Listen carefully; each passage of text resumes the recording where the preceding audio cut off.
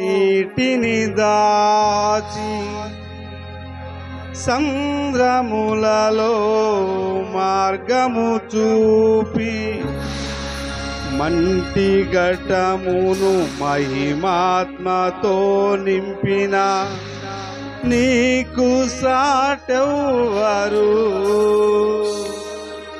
నీవేనా విజయము, నీ మహిమయే నా గమ్యము. నీవేనా విజయము, నీ మహిమయే నా గమ్యము. నూతన గీతమునే పాడేదా మనోహరుడా యేసయ్యా, నీవు చూపిన ప్రేమను నే మరువను. ఏ స్థితిలోనైనను సమర్పణతో సేవించెదను నిన్నే, సజీవుడనై ఆరాధించెదను నిన్నే. సమర్పణతో సేవించెదను నిన్నే, సజీవుడనై ఆరాధించెదను నిన్నే. నూతన గీతము నే పాడేదా మనోహరుడా యేసయ్యా, నీవు చూపిన ప్రేమను నే మరువను. ఏ స్థితిలోనైనను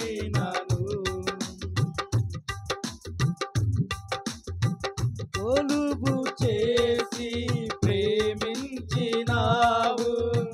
కోరదగినది ఏముంది నాలో, స్వార్థమెరుగని సాత్వికుడా, నీకు సాటెవ్వరు.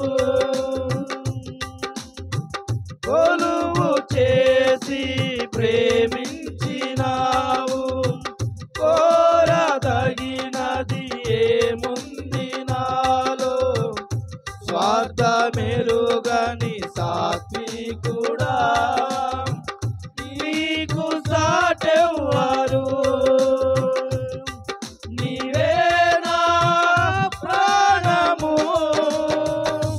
నిన్ను వీడి నేనుండలేను.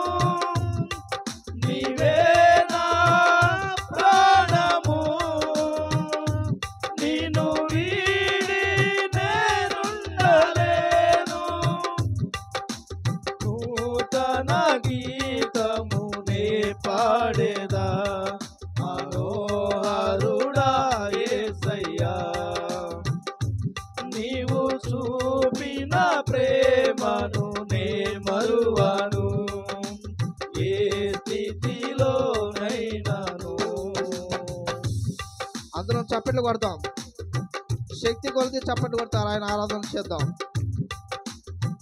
కడలి తీరం కనబడని వేళ, కడలి కెరటాలు వేధించు వేళ, కరుణమూర్తిగా దిగి వచ్చిన నీకు సాటెవ్వరు. కడలి తీరం కనబడని వేళ, కడలి కెరటాలు వేధించు వేళ, కరుణమూర్తిగా దిగి వచ్చిన నీకు సాటెవ్వరు. నీవే నా ధైర్యము, నీ కృపయే ఆధారము. నీవే నా ధైర్యము, నీ కృపయే ఆధారము. నూతన గీతము నే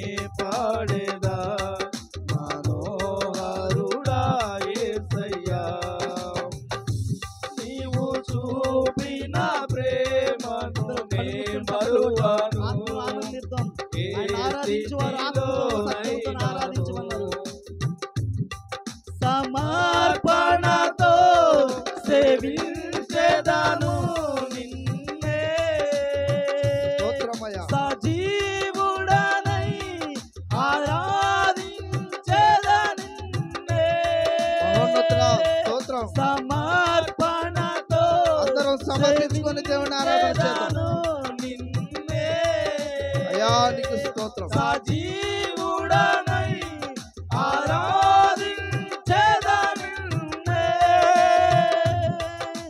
నూతన గీతమునే పాడేదా మనోహరుడా యేసయ్యా.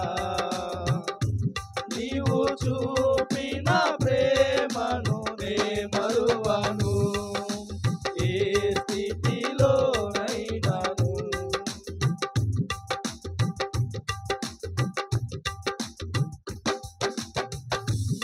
మేఘములలో నీతిని దాచి, సంద్రములలో మార్గములు చూపి, మంటి ఘటములో మహిమాత్మ నింపిన నీకు సాటెవ్వరు.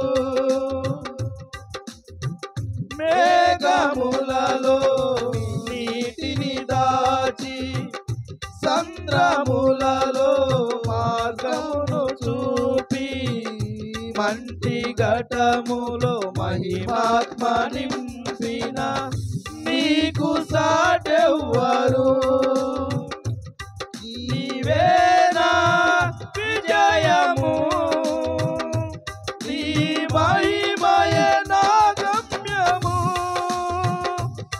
నీవేనా విజయము, నీ మహిమయే నా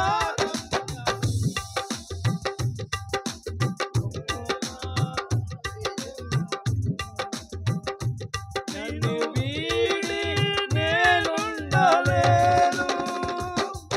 నీవేనా ధైర్యము, నీ కృపయే ఆధారము. నీవేనా విజయము, నీ మహిమయే నా గమ్యము. నీవేనా విజయము, నీ మహిమయే నా గమ్యము. నూతన గీతమునే పాడేదా మనోహరుడా యేసయ్యా. నీవు చూపిన ప్రేమను నే మరువను, ఏ స్థితిలోనైనాను. సమర్పణతో సేవించెదను నిన్నే, సజీవుడనై ఆరాధించెదను నిన్నే. సమర్పణతో సేవించెదను నిన్నే, సజీవుడనై ఆరాధించెదను నిన్నే.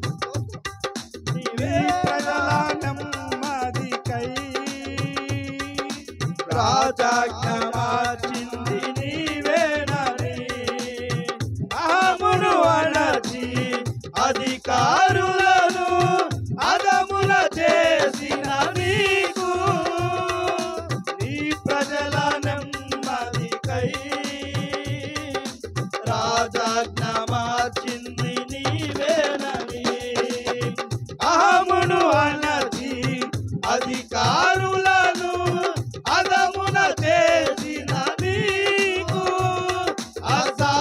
అసాధ్యమైనది ఏమున్నది సమస్తము చేయగల దేవునికి అసాధ్యమైనది ఏదీ లేదు. సమస్తము చేయగల దేవుని మనసారా ఆరాధిద్దాం. స్తోత్రమయ్యా, నీకు సమస్తము సాధ్యమయ్యా.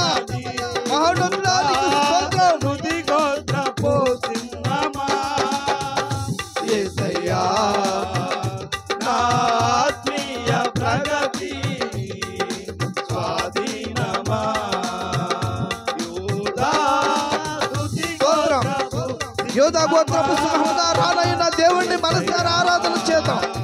యూదా గోత్రపు సింహమైన యేసయ్యను స్తుతులతో ఆయన ఆరాధన చేద్దాం. స్తోత్రం.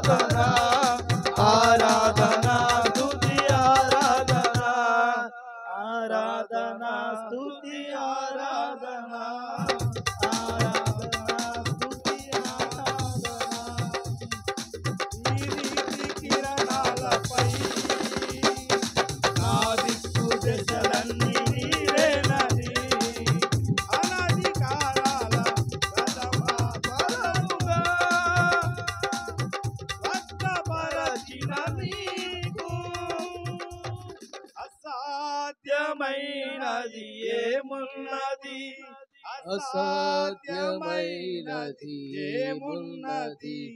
అందరం కళ్ళు మూసుకుందాం. దేవుణ్ణి ఆరాధించే సమయం, దేవుడిని గణపరిచే సమయానికి మనం వచ్చి ఉన్నాం. క్రీస్తునందు ప్రియమైనటువంటి వచ్చి వాళ్ళ దేవుని స్తుతించే సమయం. హల్లెలూయా, హల్లెలూయా. ఆత్మీయ ప్రగతిని స్వాధీనమా. స్తోత్రం ప్రభా. మహోన్నతమైన దేవా నీకే వందనాలు. సర్వాధికారివి నీవైనావు, స్తోత్రార్హుడవు నీవైనావు ప్రభువా. ఘనమైన తండ్రివి నీవైనావు. ఇదిగో తండ్రి యేసయ్య ప్రభువా, సంవత్సరం అంతయు కూడా నీ ఆత్మతో నీ రెక్కల చాటున బలపరచి దేవా క్షేమమును దయచేసిన మహోన్నతుడవు నీవైనావు. నీకు అసాధ్యమైనదంటూ ఏది కూడా లేదు ప్రభువా. సమస్తమును సాధ్యపరచువాడా. ఎదిగో తండ్రి ఈ కొద్ది స్తుతి ఆరాధన తండ్రి నీ పాద సన్నిధికి చేర్చుకుంటున్నావని నమ్ముచు ఉన్నాం. ఇశ్రాయేలీయుల స్తుతులపై ఆసీనుడవైన దేవా, మా స్తుతులపైనను తండ్రి ఆసీనులై ఉండమని అడుగుచు ఉన్నాం. మమ్మను కలగచేవాడవు నీవే, మహోన్నతమైన దేవుడవు నీవే, అద్వితీయ తండ్రివి నీవైనావు నాయన. ఏమిచ్చి నీ రుణము మేము తీర్చుకోగలము ప్రభువా. నాయన ఏమి ఇవ్వగలము నాయన. విరిగి నలిగిన హృదయముతో నీ సన్నిధికి వస్తూ ఉన్నా ప్రభువా. ఎదిగో తండ్రి విరిగి నలిగిన హృదయముతో, పశ్చాత్తాపం కలిగిన హృదయముతో దేవా నీ సన్నిధికి వస్తూ ఉన్నా. హల్లెలూయా, హల్లెలూయా. కనికరమును చూపించు దేవుడవు నీవైనా, కరుణ చూపించు దేవుడవు నీవైనా, సజీవుడవు నీవైనావు నాయనా. నీకే వందనాలు, నీకే వందనాలు ప్రభువా. మాతో మాట్లాడుచు ఉన్న రాజువు నీవైనా, మహిమాన్వితమైన పరమ తండ్రివి నీవైనా నాయనా. ఎదిగో తండ్రి, ఈ సమయంలో మీ దాసుని నిలువ పెట్టుకొని నాయనా యేసయ్య, మీ యొక్క దాసుని నోటి నుండి ప్రభువా నాయనా మీ పలుకలను మాతో మాట్లాడమని నీ ఆత్మాభిషేకము మెండుగా నిండుగా యేసు నామములో క్రమరించి దేవా కనికరమును చూపించి మాతో మాట్లాడమని ప్రార్థన చేస్తూ ఉన్నామయ్యా. నీకే స్తోత్రం, నీకే స్తోత్రం ప్రభువా. నాయనా నీ సన్నిధిలో ప్రభువా ఎదిగో తండ్రి, వేదన కలిగిన హృదయముతో, బాధ కలిగిన హృదయముతో వచ్చి ఉన్నాం. అనేకమైనటువంటి అవసరతల నిమిత్తము నీ సన్నిధిలో మోకరించి ఉండగా తండ్రి, ఈ సంవత్సరములో మాకున్నటువంటి ప్రతి సమస్య, ప్రతి వేదన యేసు నామములో తొలగించిన నీకు స్తోత్రం. బలమైన తండ్రివి, బలమైన దేవుడవు నాయనా, నీకే స్తోత్రం. హల్లెలూయా. ఒక చరణం పాడుతున్నారు, ఒక చరణం పాడుతున్నారు, ఒక చరణం దేవుని సన్నిధిలో అందరికీ వచ్చినటువంటి పాట. క్రీస్తునందు ప్రియులారా, దేవుని సన్నిధిలో ఒకసారి మన హృదయముతో, మన ఆత్మతో దేవుణ్ణి ఆరాధన చేద్దాం, దేవుణ్ణి ఘనపరుద్దాం. స్తోత్ర. హల్లెలూయా, హల్లెలూయా. హింసకుడు, దూషకుడు, హానికరుడైన సౌలును విరచితివి, పౌలుగా మార్చితివి. హింసకుడు, దూషకుడు, హానికరుడైన సౌలును విరచితివి, పౌలుగా మార్చితివి. నీ చేతిలో రొట్టెను నేనయ్యా, వీరువు యేసయ్యా. నీ చేతిలో రొట్టెను నేనయ్యా, వీరువు యేసయ్యా, వీరువు యేసయ్యా. ఆశీర్వదించు యేసయ్యా, వీరువు యేసయ్యా. ఆశీర్వదించు యేసయ్యా. నీ చేతిలో రొట్టెను నేనయ్యా, వీరువు యేసయ్యా. హింసకుడైనటువంటి, దూషకుడైనటువంటి సౌలును పౌలుగా మార్చారు ప్రభువా. ఇదిగో తండ్రి, 2024వ సంవత్సరములో దేవనాయన యేసయ్యా, మేము చేసినటువంటి పాపము, మేము చేసినటువంటి దోషములను ఇక మీదట చేయక, ఇదిగో తండ్రి, ఇప్పటి నుండి మా పాప దోషములను విడిచిపెట్టి నీలో నీయందు విశ్వాసము కలిగి, నీయందు భక్తి కలిగి మేము జీవించుటకు సహాయము నీ ఆత్మతో నింపి క్షేమమును అనుగ్రహించు. ఈ కొద్ది స్తుతి ఆరాధన దేవా మీ పాద సన్నిధికి చేర్చుకొని కృప చూపించి మహిమ పొందమని యేసుక్రీస్తు పరిశుద్ధ నామమున స్తుతి ఆరాధన అడిగి వేడుకొని ప్రార్థిస్తూ నాము తండ్రి, ఆమేన్. అలాగే నేను నిలువబడి ఉండగా క్లుప్తారాధన జరిగించుకుందాం. తండ్రి యొక్కయు, కుమారుని యొక్కయు, పరిశుద్ధాత్మ యొక్కయు నామమున ఆమేన్. అందరూ కూడా నాతో చెప్పండి. ప్రభువా మమ్మను కనికరింపుము,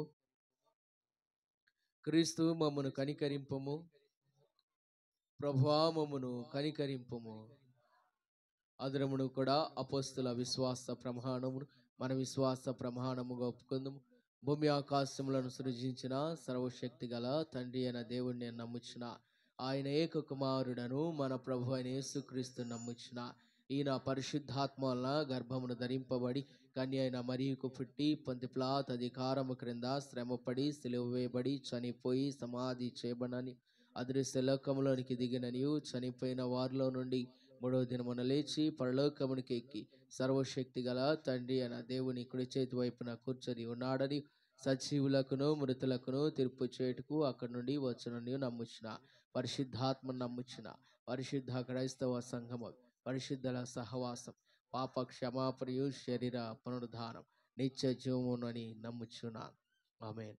వాక్యం చదువుకుందాం.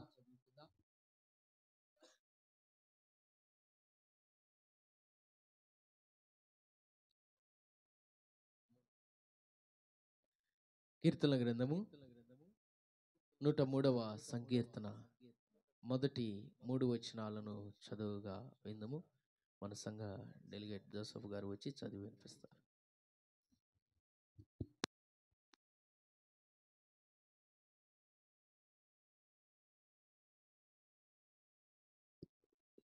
కీర్తన గ్రంథము 103వ సంకీర్తన మొదటి నుండి 3 వరకు.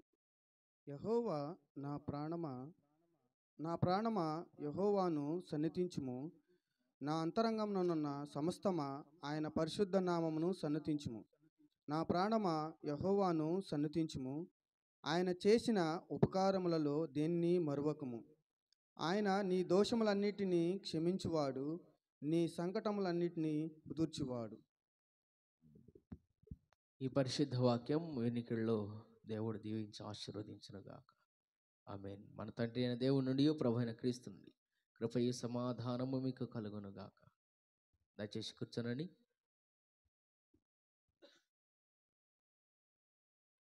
క్రీస్తునందు ప్రియమైనటువంటి దేవుని బిడ్డలారా, దేవుని సంఘమ, దేవుని కృపలో ఈ ప్రార్థనల విషయంలో మరి కొన్ని రోజుల నుంచి ప్రార్థనలు చేస్తూ ఉన్నాము. యవ్వన బిడ్డలు కావచ్చు, సంఘము కావచ్చు. మరి దేవుని సన్నిధిలో ఈ ప్రార్థనా కోడికలను ఎలాగ ఏర్పాటు చేసుకోవటానికి దేవుడు మన పట్ల చూపించిన కృపను బట్టి దేవునికి మహిమ కలుగునుగాక. హల్లెలూయా. ప్రియులారా, కూడి వచ్చినటువంటి మీ అందరికీ ప్రభువు పేరిట వందనాలు తెలియజేస్తూ ఉన్నాను. మన ఆహ్వానాన్ని మన్నించి మరి దేవుని కృపలో ఫోన్ చేసి మాట్లాడిన వెంటనే మనకు సమయాన్ని అవకాశాన్ని ఇచ్చినటువంటి దేవుని సేవకులు, దైవ వర్తమానికులు, సువార్థికులు మన మధ్యలో ఉన్నారు. రవీంద్రబాబు గారు అన్నను మా కుటుంబం తరపున సంఘపక్షముగా వందనాలు తెలియజేస్తూ ఉన్నాను. చప్పట్లు కొడదాం అందరం కూడా.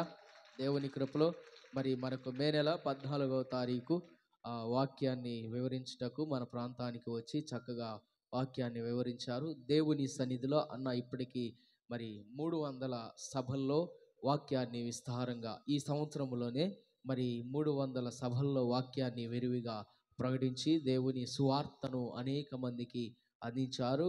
అందులో బట్టి దేవునికి స్తుతి చెల్లిస్తూ ఈ సమయంలో అన్నను ప్రేమతో ఆహ్వానిస్తూ ఉన్నాం. వారిని మనము చప్పట్లతో ఆహ్వానిద్దాం. దేవుని కృపలో మనము వాక్యాన్ని శ్రద్ధగా విందాం. స్థానిక గురుమండల అధ్యక్షులు రెవరెండ్ రవికుమార్ గారికి, వారి కుటుంబానికి, పెద్దలకు, కూడి వచ్చినటువంటి విశ్వాసులకు, యవనస్తులకి అందరికీ పేరు పేరున మన ప్రభువు యేసుక్రీస్తు నామములో శుభాభివందనాలు తెలియజేసుకుంటున్నాను. చెప్పడం మర్చిపోయాను. మీ అందరికీ క్రిస్మస్ శుభాకాంక్షలు. ఇంకోటి కూడా చెబుతున్నాను, అడ్వాన్స్గా హ్యాపీ న్యూ ఇయర్ కూడా. అంటే సేమ్ టు యు అని అనండి. ఏమనుకోవాలో నేనే అనుకోవాలనుకుంటా. ఇక నేనే చెప్పి వాక్యం కూడా అయిపోయినాక భుజం తట్టుకుని శబాష్ బాగా చెప్పాను అనుకుంటే వెళ్తాను. ఇక మీరేం అలా సోతా కూర్చుంటారు. కానీ మంచిది. దేవుని మహాకృప చేత మరొక తరుణము మీ అందరితో కూడా సువార్తను పంచుకునే భాగ్యం అనుగ్రహించేటువంటి దేవాతి పురస్తులపై ఉన్నాము.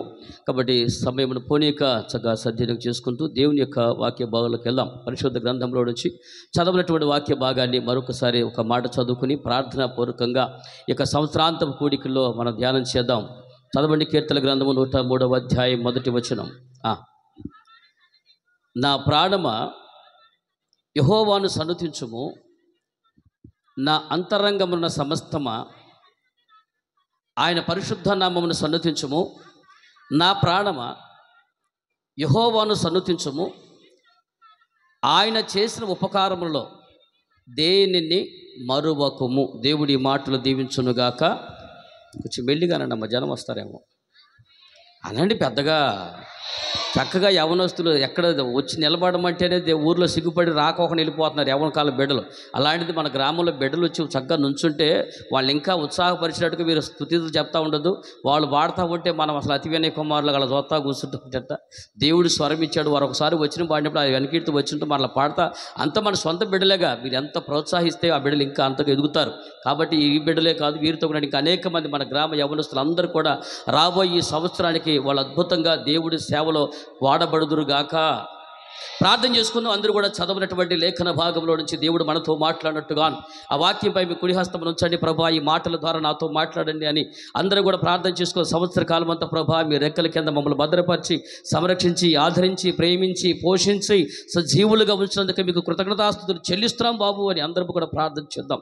మహోన్నతమైన మా గొప్ప తండ్రి, మీ ఘనమైన పరిశుద్ధ నామానికి వందనాలు స్తుతులు స్తోత్రాలు మా ప్రభుని యేసుక్రీస్తు నామములో చెల్లిస్తున్నాము. నా ప్రభా 2024 సంవత్సరం అయా జనవరి నెల 1వ తారీఖు నుంచి నా ప్రభా నేడు ప్రభా ఈ డిసెంబర్ మాసం నాయన 29వ తారీఖు వరకు కూడా నాయన నీ సన్నిధి మాకు తోడుగా ఉంచారు. ఈ సంవత్సరంలో నాయన అనేక మంది చూడలేకుండా ప్రభా వదిలి వెళ్ళిపోయారు నా తండ్రి.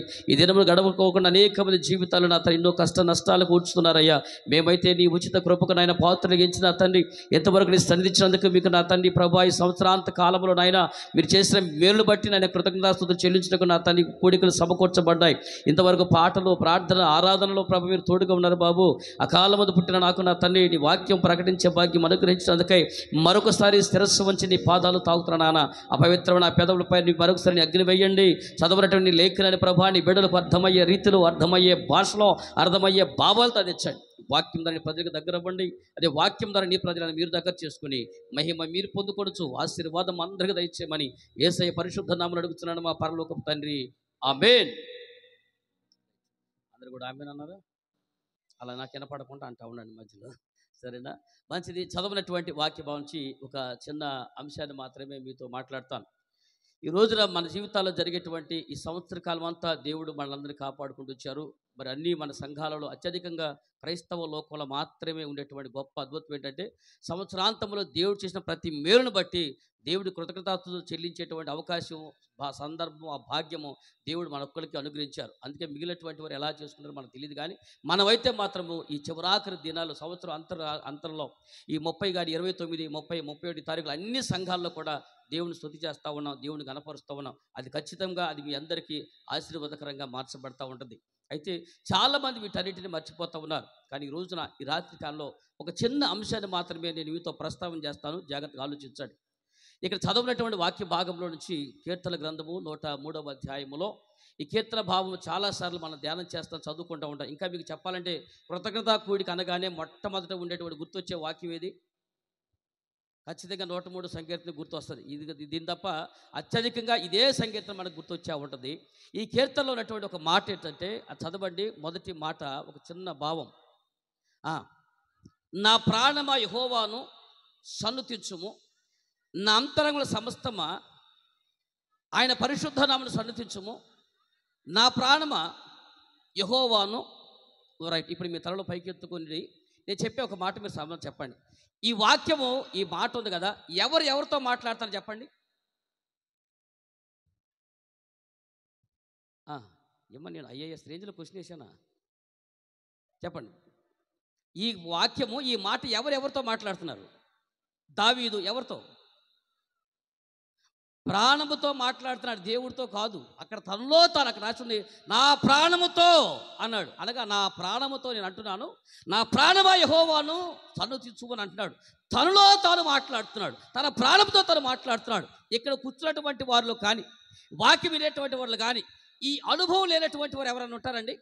ఇక్కడ కూర్చున్న మనందరికి కూడా మనలో మనం మాట్లాడుకున్న అనుభవం అందరికీ ఉంటుంది. నాకు లేదు అన్నవాళ్ళు చేయొద్దండి. నేను ఎప్పుడు నాలో నేను మాట్లాడుకోలేదని.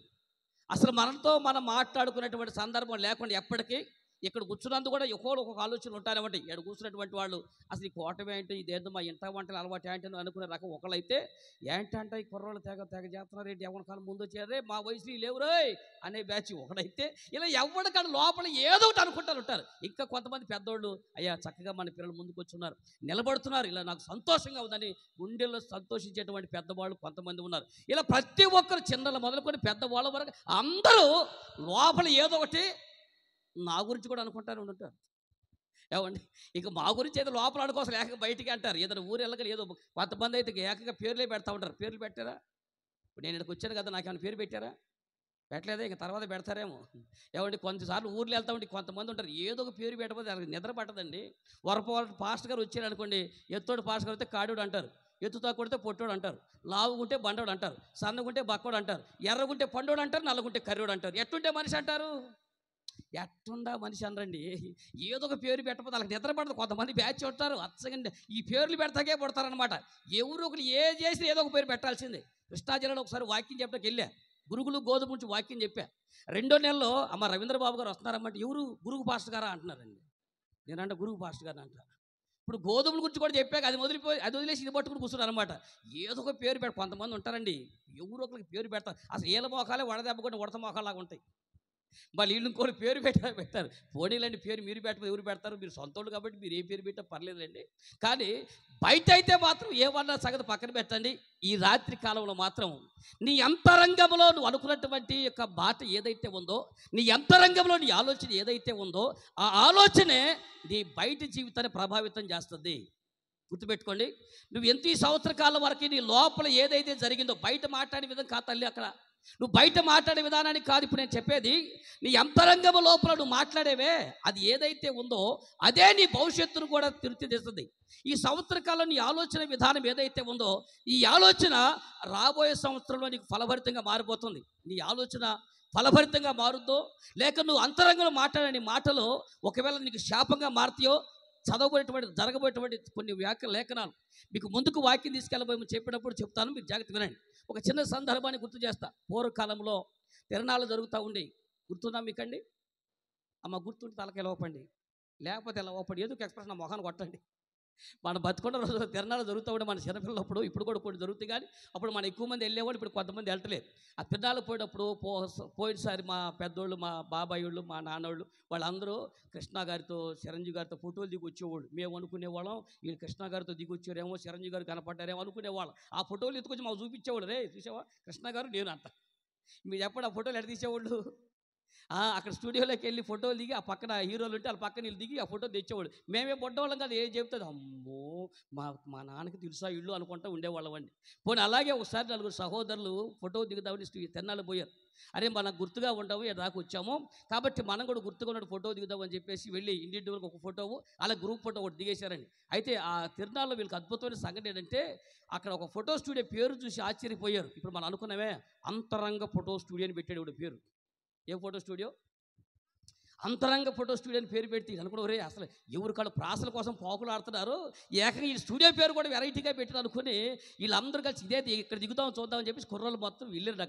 అక్కడికి వెళ్ళిన తర్వాత వాళ్ళు అన్నారు, బాబు మా ఫోటోలు బాగా అంటే బ్రహ్మాండంగా దిగుతారు, మామూలుగా కాదు, మీరు దిగండి అని చెప్పేసి అందరూ చెప్పారు. ఇక చక్కగా అందరూ ఫోటోలు దిగారు. అన్నారు ఒక గంట 2 గంటలు మీరు అలా తిరణాలు చూసుకురండి, మీకు వెళ్ళేటప్పుడు ఫోటోలు ఇస్తామంటే వీళ్ళందరూ ఫోటోలు దిగేసి వెళ్ళిపోయారండి. ఇక తర్వాత రిటర్న్ వెళ్ళిపోతా తర్వాత వచ్చేసి ఫోటోలు తీసుకుందామని వచ్చారు. ఏ సార్ ఫోటోలు అయిపోయినాయ్యా, మీ పేర్ల ప్రకారం రాసి పెట్టాను అని చెప్పి ఎవరు ఫోటోలు వాళ్ళు తీసి రెడీగా చేసి పెట్టాడు. ఒక ఫస్ట్ ఇంకో ఫోటోని తీపిచ్చాడు. ఇలా తీగానే కాకి ముఖం కనపడింది.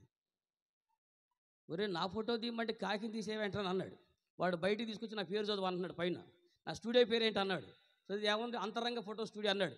అర్థమైంది మీకు? నేను ఫోటో తీస్తే మీ బయట గుణం రాదు, నీ లోపల ఏ గుణం ఉంటే అది వచ్చింది ఫోటోలు అన్నాడు. అంటే ఇప్పుడు లోపల గుణం ఏంటి? నీ లోపల బుద్ధి అంతా కాకి బుద్ధి కాబట్టి ఎరా బాబు నీ ఫోటో అదే వచ్చిందని చెప్పాడు.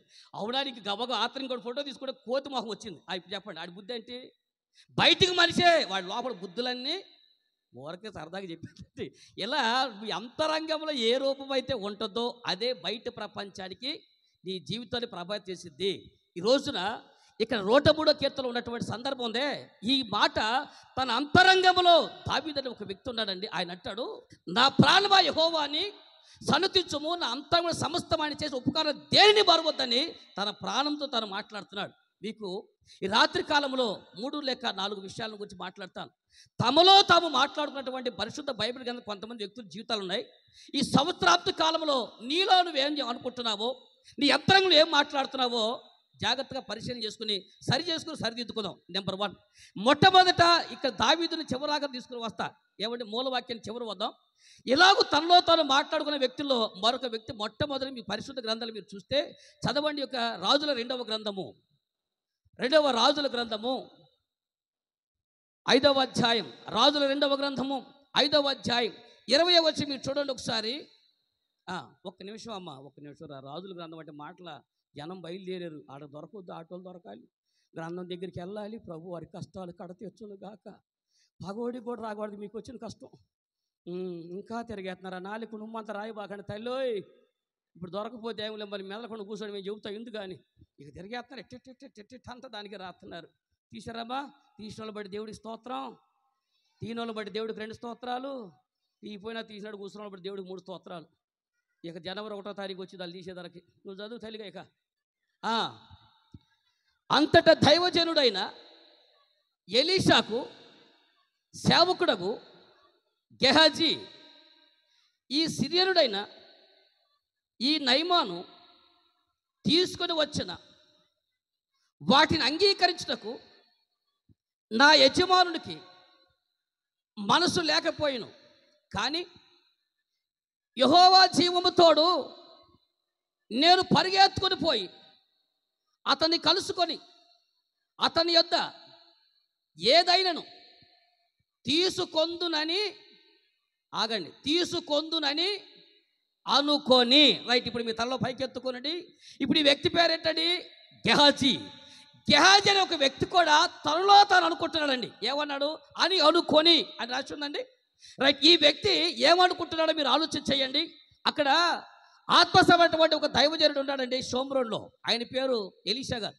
ఎలీషా గారి దగ్గర అసిస్టెంట్ పాస్టర్ ఒక ఆయన పనిచేస్తాడండి. ఆయన పేరు గెహాజీ. మీరు వినండి, తల్లి చెల్లి అన్న, ఏలి అభిషేకము ఎలీషాకు వచ్చింది. ఆ తర్వాత ఎలీషా అభిషేకం రావాల్సింది గెహాజీకి.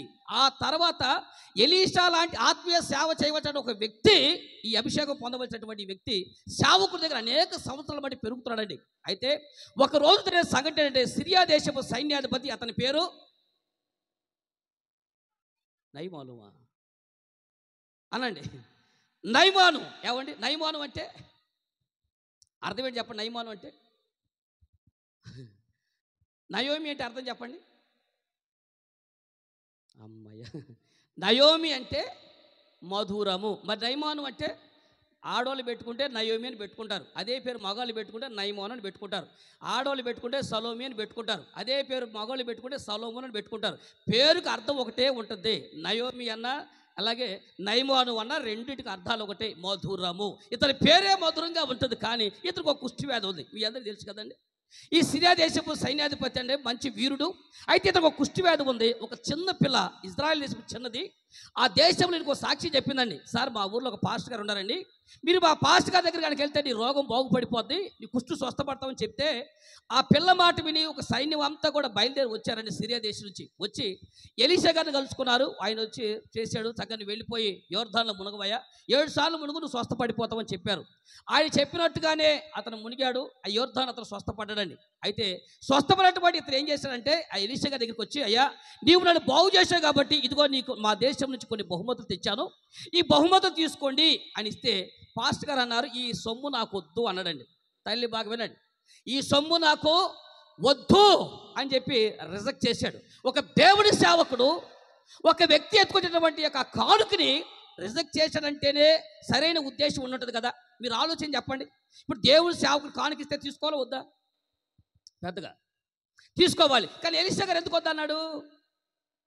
ఎలీషా గారు నువ్వు ఇచ్చిన కానుక నాకు అవసరం లేదని ఎందుకన్నాడు?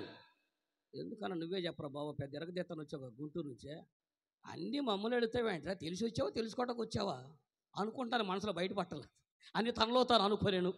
నేను చెప్తానండి ఎందుకు రిజెక్ట్ చేశానంటే, తమ్ముడా అన్న వినండి, దేవుడి సభలో అభిషేకం కలిగినటువంటి వ్యక్తులు సేవకులకి మీరు మంచి మనసుతో ఇచ్చేటువంటి ఏ కానుకైనా దేవుడి సేవకులు తీసుకుంటాడు. కానీ ఈ నయమాను తెచ్చినటువంటి దాన్ని ఎందుకు రిజెక్ట్ చేశాడంటే, ఒకవేళ ఈ వ్యక్తి కనుక కానుక ఇచ్చినప్పుడు కనుక ఎలీషా గారు తీసుకుంటే వీడు ఆ దేశానికి పోయి ఏం చెప్పేవాడు తెలుసా? ఏమయ్యా నయమాను, ఏది నీ కుష్టి వ్యాధి బాగుపడింది కంటే, బాగుపడిందిరా ఏంటకుండా 10 ఏళ్ళు మారేసా స్వస్థపడి వచ్చా. అర్థమైందా? నేను డబ్బులు ఇచ్చి బాగుపడి వచ్చానని చెప్పి దేవుని నామాన్ని అవమానిస్తాడు. కాబట్టి ఆ దేవుని నామానికి అవమానం రాకూడదు. కాబట్టి నువ్వెంత సొమ్ము తెచ్చినా నాకు వద్దని దేవుని గర్వపరచడానికి, దేవుని గణపరచడానికి ఆ సొమ్మును ఒక సేవకుడు రిజెక్ట్ చేస్తే ఈ పక్కనే ఉన్నాడే ఎవరు? గెహాజీ లోపల అనుకున్నాడు, ఛాన్స్ మిస్ అయిపోయిందిరా. ఏమంటాడు? ఏంద్రా మా పాస్టర్ ఎంత మైకుడు కొన్నాడు అయితే, ఒరే డబ్బులు లేవో అంటే ఎట్టా కూడా ఎత్తుకొచ్చి అయితే వదిలేస్తున్నావు, ఏం బాగుపడతావు ఎట్ట అయితే నువ్వు ఈ లోపల అంటాడు.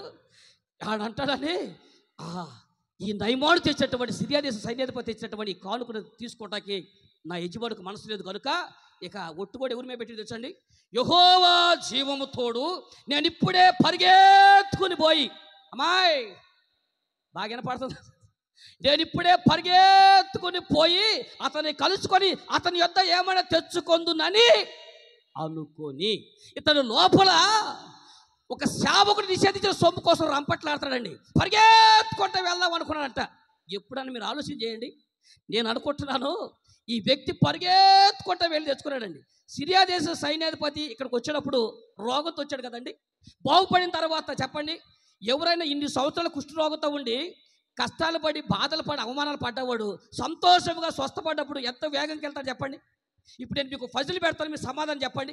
సిరియా దేశ సైన్యాధిపతి వచ్చినప్పుడు ఏ వెహికల్ మీద వచ్చాడండి? సైకిల్ మీద లేదా బండి మీద? సిరియా దేశం సైన్యాధిపతి వెహికల్ ఏ వెహికల్ వేసుకొచ్చారు? కాదా, గుర్రాల మీద అక్కడ రాసి ఉంది, గుర్రాలు వేసుకుని వచ్చారు, రథాలు వేసుకుని వచ్చారండి. గుర్రములు రథములు వేసుకొచ్చినటువంటి వాడు సేవకుడి దగ్గర స్వస్థపడి తిరిగి వెళ్తా ఉంటే ఎంత వేగంగా వెళ్తాడండి. అంత గుర్రాల మీద వెళ్ళేటువంటి వాడిని ఈ గెహాజీ ఎలా పట్టుకున్నాడు తెలుసా అండి? పరిగెత్తుకుంటే లాపాడంట. మీకు అర్థం చేసుకోండి, గుర్రాల కంటే వేగంగా పరిగెత్తాడండి. నేను అనుకుంటున్నా ఆ రోజుల్లో కనుక ఇజ్రాయెల్ దేశానికి ఒలింపిక్స్ గేమ్స్ కనుక ఉంటే ప్రపంచంలో కప్పు కొట్టుకొచ్చేవాడండి వీడు. గుర్రాలు కూడా దాడి పరిగెత్తాడంటే మీరు ఆలోచన చేయండి. గుర్రాల మీద వెళ్ళేటువంటి వాళ్ళు కూడా పరిగెత్తుకుంటే లాపేశాడంటే ఎంత వేగంగా పరిగెత్తుండాలండి. దేనికోసం? నీ పరుగు దేనికోసం? ఒక సేవకు నిజమైనటువంటి పాపిష్టి సొమ్ము కోసం పరిగెత్తేవే. అసలు ఏనాడన్నా అమ్మా దేవుని కొరకు నీ పరుగు ఎప్పుడైనా ఉందా? దేనికోసం పరిగెత్తున్నావు? నీ మనసులో దేని కొరకు ఉద్దేశిస్తున్నావు? దేని కొరకు నీ పరుగు? పూర్వకాలంలో నేను యేసుక్రీస్తు ప్రభు నమ్ముకున్నప్పుడు హైదరాబాద్లో నెట్వర్క్ ఇంజనీర్గా పనిచేస్తున్నానండి, బీ సాఫ్ట్వేర్ కంపెనీలో. అక్కడ పనిచేస్తుండగా సువార్త సభలు కానీ బట్టిప్రోడ్ అనగా ఈస్ట్ గుంటూరు బిషప్ గారి కూరాకుల రత్నమోహన్ గారు ఆయన సేవ చేస్తున్నాడు బట్టిప్రోడ్లో. నన్ను పిలిచాడు, రవీంద్ర గారు మీటింగ్స్ ఉన్నాయండి మీరు రావాలని చెప్పేసి అంటే నేను సరే అన్న వస్తానన్న. ఇక వారు పాంప్లెట్లు వేశారండి బట్టిప్రోలు, మీకు అందరికీ తెలిసే ఉంటుంది, లేకపోతే తెలియకపోతే వాళ్ళ బట్టిప్రోలు మండలం రేపాళ్ళ దగ్గర ఉంటుందండి ఆ ఊరు.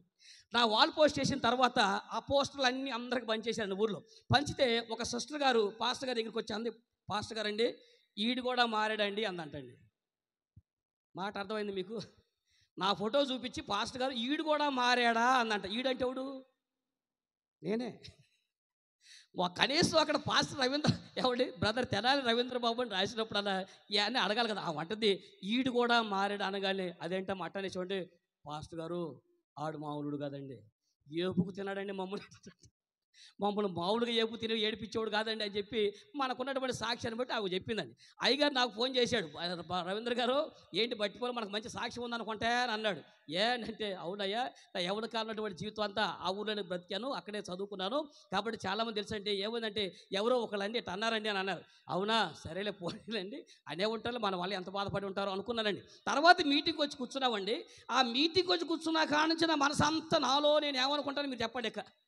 ఇంతగా నన్ను తిట్టిన సిస్టర్ గారు ఉండాలి అని పాస్టర్ గారు అడిగారు. సార్ నన్ను అన్నారు చూసారా, ఆ సిస్టర్ గారు సభలో ఉండాలంటే ఆయన తేరిపారో చూసి ఆ సభలో కనపడలేదండి. ఇంకా రాలేదు పాస్టర్ గారు అన్నాడు. అయ్యా కొంచెం వస్తే నాకు కొంచెం సిస్టర్ గారు ఎవరు చూపించండి, నా వల్ల ఎవరు బాధపడ్డారో కాస్త వాళ్ళ క్షమాపణను చెప్పుకుందాం అని చెప్పేసి అనుకుంటూ కూర్చున్నాను. మొదటి ప్రసంగం గ్యారా డానియల్ అని చేస్తున్నాడండి. గ్యారా డానియల్ ప్రసంగం చేశాడు. ఆ ప్రసంగం అయిపోయినంత సేపు కూడా కనపడలా. నేను మాట్లాడితే మధ్య మధ్యలో అంటున్నా అయ్యా అంటే నాకు ఎగ్జైట్మెంట్గా మరి ఎవరికి ఏం ద్రోహం చేసాడు ఒక ఊరికి ఎక్సైట్మెంట్ ఉంటుంది కదండి. ఇలా కొట్టా ఉంటే మొదటి ప్రసంగం అయిపోయిన తర్వాత కూడా రాలేదు. ఇక రెండో ప్రసంగానికి నేను లెగపోతున్నా. దానికి మధ్యలో ఒక పాట పెట్టారు, కానుకల పాట కోసం పెట్టారండి. అప్పుడు ఆ కానుకల పాట పాడుతున్నప్పుడు అప్పుడు సిస్టర్ గారు వస్తూ ఉన్నారండి బైబుల్ తీసుకుని. ఏమండి అప్పుడు ఏది రెండో ప్రసంగం మొదలు పెట్టే సమయానికి అప్పుడు అమ్మగారు వస్తున్నారండి. అతి వినయ్ కుమార్ వచ్చిందే ఏడకి ఎక్కడికి ప్రార్థనకు వచ్చేటప్పుడు ఆమె బైబిల్ పడి సేవ కూడా సావకుండా నడుచుకుంటూ వస్తుంది. పాస్టర్ గారు అన్నాడు. అయ్యి ఏంటన్నా అదిగో కన్నులు ఎత్తి చూడు నేను అన్నటువంటి సిస్టర్ గారు వస్తున్నారు అనగాలి. అప్పుడు ఎలాగూ చూసి తిని అప్పుడు ఒక రివ్యూ వేసింది. రయ్యో అని చెప్పి మనం గతకాలం బతుకుంటుంది కదండి.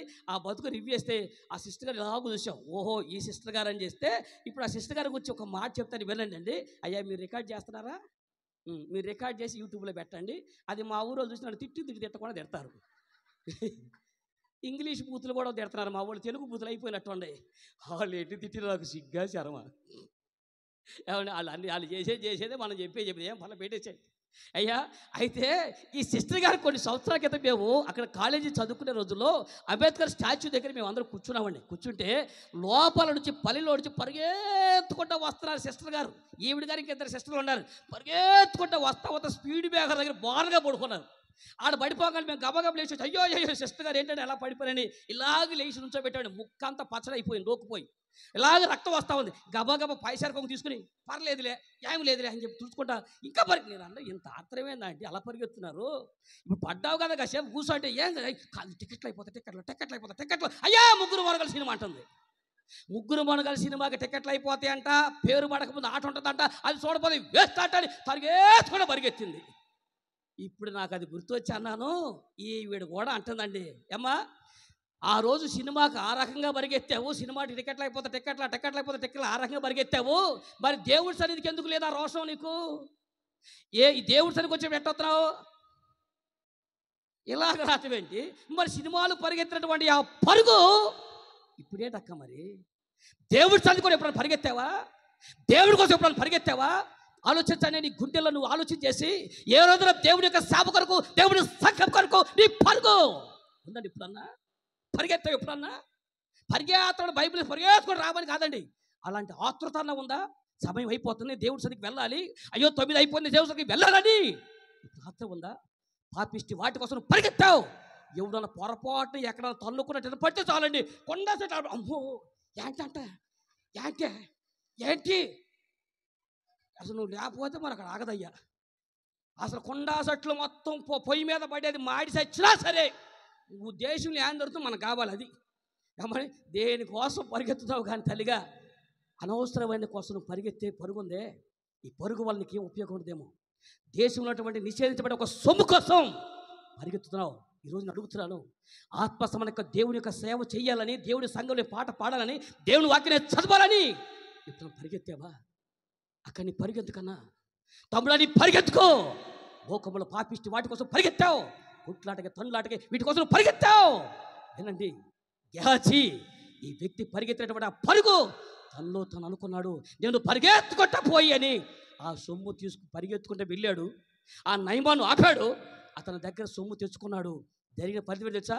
తనలో తాను ఎప్పుడైతే ఒక సేవకు నిషేధించిన పాపిష్టి సొమ్ముని అతను ఆశించి పరిగెత్తాడో, అతను వచ్చిన తర్వాత గెహాజీతో ఏమన్నా తెలుసు? ఎలీషా గెహాజీ ఎక్కడికి వెళ్ళావు అన్నాడు. నేనే అడగపోతాను, ఎక్కడే ఉండగా పక్కనే ఉండగా మీటింగ్ జరుగుతుంది అన్నాడు. అవునా, నా మనసు నీతో రాలేదా? నా ఆత్మ నీతో రాలేదా? ఎక్కడికి వెళ్ళావు తెలుసా? విను, ఏ కుష్టి వ్యాధునైతే వచ్చినటువంటి ఆ వ్యక్తి పోగొట్టుకుని వెళ్తున్నాడో గెహాజీ అదే కుష్టు నీకు నీ సంతానానికి తరతరాలు నీ వంశానికి ఉండిపోద్దని చెప్పాడు. తల్లి నీకు అర్థమైందా? తన గుండెల లోపల అనుకున్నటువంటి ఆ ఆలోచన చేశాడే. పాపిష్టి సొమ్ము కోసం పరిగెత్తి ఎవడో దారిపోయే దరిద్రాన్ని వ్యక్తి మీదకు తెచ్చుకున్న తన కుటుంబాన్ని శాపగ్రస్తంగా మార్చుకున్నాడు. ఒక వ్యక్తి అయితే తనలో తాను ఆలోచించినటువంటి మరొక వ్యక్తిని మీకు పరిచయం చేస్తాను. పరిశుద్ధ గ్రంథం చూడండి ఒకసారి. దానియేలు గ్రంథం నెంబర్ 2. రెండో వ్యక్తి మీరు చూద్దాం, లాస్ట్లో మళ్ళీ అందరినీ కలిపి చూద్దాం. దానియేలు గ్రంథము 4వ అధ్యాయం 30వ వచ్చి మీరు చదవండి ఒకసారి. ఏం రాసి ఉందో నాకు చెప్పండి. రాజు బబులోనును ఈ మహావిశాల పట్టణము నా బలాధికారమును నా ప్రభావ ఘనతను ఘనపరచుటకై నా రాజధాని నగరముగా నేను కట్టించినది కాదా అని తనలో తాను అనుకోనేను. ఇప్పుడు మీ తనలో పైకి ఎత్తుకోనండి, మీ ఆత్మదీపాలు వెలుగుతా ఉన్నామండి. క్యారెక్టర్ 2 అర్థం చేసుకోండి. ఇక్కడ కూడా బబులోను దేశపు సామ్రాజ్య హెడ్ క్వార్టర్ ఏమండి. ఆ బబులోను దేశం ఉన్నటువంటి గొప్ప రాజు, దేవుడి చేత ఆశీర్వదించబడినటువంటి రాజు అండి. అన్యుడైనప్పటికీ దేవుడు అతని రాజ్యాన్ని ఆశీర్వదించాడు. కారణం ఏంటంటే బబులోను దేశం ఆ రోజున యోధా రాజ్యాన్ని యుద్ధం చేసి యూదులందరూ కొడిపోయారు. కాబట్టి యోధా యువకులు అనేటువంటి వారు ఆ రాజ్యంలో ఉన్నారు. కాబట్టి వీరిని బట్టి దేవుడు ఆ రాజ్యాన్ని ఆశీర్వదించి దానియేలు, షడ్రకు, మేషకు, అబేద్నెగో లాంటి యోధా యువకులతో అక్కడ పెట్టి దేవుడు వాళ్ళ ద్వారా వాళ్ళకి చెప్పారు, అయ్యా రాజుగా నెబుకద్నెజరు నీ రాజ్యము దేవుడు దీవించబోతున్నాడు. సర్వ ప్రపంచాన్ని నువ్వు రాజ్యం వెళ్తావు, దేవుడు నిన్ను గొప్ప వృక్షంగా చేస్తున్నాడు, ఈ సర్వ ప్రపంచం నీ పాదాలకు దాసులవుతుందని దేవుడే నేను హెచ్చిస్తున్నాడని చెప్పి ఆ యువకులు చెప్పారు, ప్రార్థనా పరులు చెప్పారు. ఆ తర్వాత సంతోషించి దానియేలు దేవుడని గొప్ప సాక్ష్యం కూడా ఇచ్చారండి. అలాంటి వ్యక్తి ఒకరోజు ఈ దేవుడు చేసినటువంటి మేలన్నీ చేసిన తర్వాత రాజధాని నగర నిర్మాణం అయిపోయిందండి. ఇక రాజధాని నగర నిర్మాణం మీద నుంచుని అంటాడు, ఆహా నా ప్రాణమా, అసలు ఈ రాజధాని నగరం అంతా ఎవరు కట్టించారంట? నేను కట్టించినది కాదా అన్నా అన్నా వినండి. ఎప్పుడైతే నీకు కట్టించినటువంటి ఈ నగరాన్ని పట్టుకుని నేను నా ఘనత కొరకు కట్టించానని తనలో తను ఎప్పుడైతే అనుకున్నాడో అహంకారం ఎత్తుకొచ్చిందండి. ఇప్పుడు దేవుడు కట్టించాను మాట మాట్లాడతలా, ఎవరు కట్టించారంట? నేను కట్టించాను అని అన్నాడు. నేను నాదే అహంకారం ఎప్పుడైతే గుండెలో వచ్చిందో ఏమైపోతాం తల్లి? నాకు అర్థం కాకుండా అంటాను. మానవులు కూడా ఇల్లు అంటారు చూసారని, ఇల్లు కట్టించే కదండి. అమ్మాయి ఇగో రెక్కల మొక్కలు చేసుకుని కట్టాను రా. ఏం మొక్కలు? మా మామ అంటాడు రెక్కల మొక్కలు చేసి కట్టాడంట. ఎప్పుడో 1990 సంవత్సరంలో గవర్నమెంట్ 16,000 లోన్ ఇస్తే ఆ లోన్ పెట్టుకు చేసి అప్పుడు కట్టి వీళ్ళు ఇంతవరకు పెట్టకూడదు కట్టలా. ఏమండి దానికి ప్లాస్టింగ్ కూడా లేదు. అదేమంటే నన్ను వాళ్ళ అమ్మాయిని పెళ్లి చేసుకుంటే అంటే మా మేనమామలండి వాళ్ళ అమ్మాయిని నాకు పెళ్లి చేసుకోబోయేప్పుడు అడిగారే నీకేంట్రా డాబా డాబా డాబా డాబాలు అంట. ఏ డాబాకి? ప్లాస్టింగ్ కూడా లేని పెట్టకూడదు లేనటువంటి ఇంటికి నేను అల్లుండంట. పైగా దానికి అసలు నిరే నీ జాతకం మామూలుగా లేదంటారు. మా ఊరు దేనికి? నేను అనుకుంటున్నాను డాబా అంటే ఎట్ట కట్టాడు ఏంటో అసలు మా నూరు రోజులు చూస్తేనే నీ జాతకం మామూలుగా లేదురా, నువ్వు డాబా కలుడు అయిపోయావు అంటే ఆడికి వెళ్ళి చూస్తే అమ్మ ఆగిపోయినటువంటి ఆ ఇల్లుని 70,000 పెట్టి నేను కట్టించా. అర్థమైందండి. వాళ్ళు మా సొంత అనుకోండి, ఇంకా వాళ్ళకి ఒకటే అమ్మాయి ఉండటం వల్ల నేనే కట్టించా. పైగా మా మామ ఇప్పుడు నా ఇల్లుని అది పడేసి మరి కొత్త ఇల్లు కట్టిస్తానంటే ఆయన ఫెయిలింగ్ చూడాల. రెక్కల మొక్కలు ఎట్ట కట్టాడంట. అప్పుడు కట్టిన ఇల్లు ఇప్పుడు కూడా తెరల కొంతమందికి సరే. ఇల్లు కట్టినప్పుడు అప్పు పిల్లల మీద వారసత్వం వచ్చినట్టుగా అప్పు వస్తానే ఉంది. పైగా అంటారు రెక్కల మొక్కలు చేసి కట్టించారంట. 127 కీర్తన ఒక మాట అంటాడు తల్లిగా దేవుడు. చదవద్దు ఇటు రండి, ఒక కంటత వాక్యం కాదు. యెహోవా ఇల్లు కట్టించని ఎడల దాన్ని కట్టువారి ప్రయాసం అంటే అర్థం ఏంటండి? దేవుడు కనుక ఇల్లు కట్టించకూడదు అనుకుంటే నువ్వు కట్టగలుగుతావు, కానీ నీ ప్రయాసం వేస్ట్, వ్యర్థమైపోద్ది. నీ కష్టార్జితాన్ని వ్యర్థం కాకుండా దేవుడే నీకు కట్టిస్తే ఒక్క రోజున ప్రభువా అయ్యా నీకు స్తోత్రం, చక్కగా ఇల్లు ఇచ్చావు, నా కష్టార్జితాన్ని దీవించావని అనాల్సింది పోయి రే నేను కట్టించా అని అన్నావంటే అర్థం ఏంటి చెప్పండి మీకు? తల్లి చెల్లి అక్క ఎప్పుడైనా సరే చెప్తున్నా వినండి, తెలిసో తెలియకో చూపు వలనో మాట వలనో ఏదన్నా నువ్వు పొరపాటు చేస్తే దేవుడు క్షమిస్తాడండి. కానీ అహంకారంతో పోయేటువంటి ఏ ఒక్కడిని క్షమించిన చరిత్ర బైబిల్ గ్రంథంలో లేదు. తప్పు చేసిన వ్యక్తులను దేవుడు క్షమిస్తాడు, వ్యభిచారులు దేవుడు క్షమిస్తాడు, దొంగల దేవుడు క్షమిస్తాడు, నరహంతకులు దేవుడు క్షమించాడు. కానీ అహంకారాలను క్షమించినట్టుగా బైబిల్ ఎక్కడ కూడా అర్థవుతా? అది ఎంత ఘోరమైన పాపం మీరు అర్థం చేసుకోండి తల్లిగా. ఏ పాటి జీవితం అండి మంది, ఏ పాటి బ్రతకండి మంది. మా ఊర్లోండి ఒక సహోదరుడు ఏమండి, అందుకే పేర్లు ఎడిట్ చేసేస్తున్నా ఏమండి, కర్ర ఒకటి ఎత్తుకొచ్చి ఊరు సెంటర్లో చర్చి కాడకు వచ్చి రే ఇట్టటి కదిపిరే యామారంలో మగోడైతే ఆ కర్ర మీద కాలు వేయని అంటున్నాడండి. అసలు ఇప్పుడు ఎంత గొడవ ఎందుకు వచ్చింది? అసలు ఏం లేదు. ఇక అది మామూలుగా తల నిండా ఉంది కదా, అది కానీ ఏదో ఒకటి యాక్టింగ్ అనమాట. నీ బలం చూపించాలి. ఇప్పుడు నీ బల ప్రతాపం ఎవరికి కావచ్చు చెప్పండి? తమ్ముటి వ్యామారంలో అంటే మా ఊరు వ్యామారం అండి, వ్యామవారంలో తమ్ముట్టే కాలేజ్ కర్ర కాలేసి అటు ఎలా చూస్తాను అన్నాడండి. కరెక్ట్గా లావిడ వెనకాల కూర్చి ఓరి బాబు మగోడు పిల్లల ఫీజుకి అట్లా రా పంపకండి. అటు చూసి టయానికి వస్తుంది ధ్యానం నుంచి వచ్చిద్దాం అనుకుంటే వెళ్ళిపోయాడు. కనుకుండా పోతున్నాడు. ఎవడు చెప్పాలి మన సంగతి? మనకు అవసరమా అయ్యా పొగరు? అమ్మా ఇప్పుడు మనం ఎంత పని వాళ్ళమో కొంపలో తెలియదండి. ఈడకొచ్చి ప్రజలాడట నేను ఇంటికెళ్తే గొంగర కట్టలు ఎత్తవద్దు. మళ్ళీ అక్కడ సూటు ఇప్పుడు మళ్ళీ సూటు సౌండ్ పార్టీ సూట్ అనుకున్నారు. చలికోట అమ్మాయి ఇదే సైగర్ బాగా సౌండ్ పార్టీ సూట్ వేసి అనుకోపాకండి, చలి కోసం వేసిన 2 మీద బయటకు వచ్చింది వేసా. అర్థం కదా?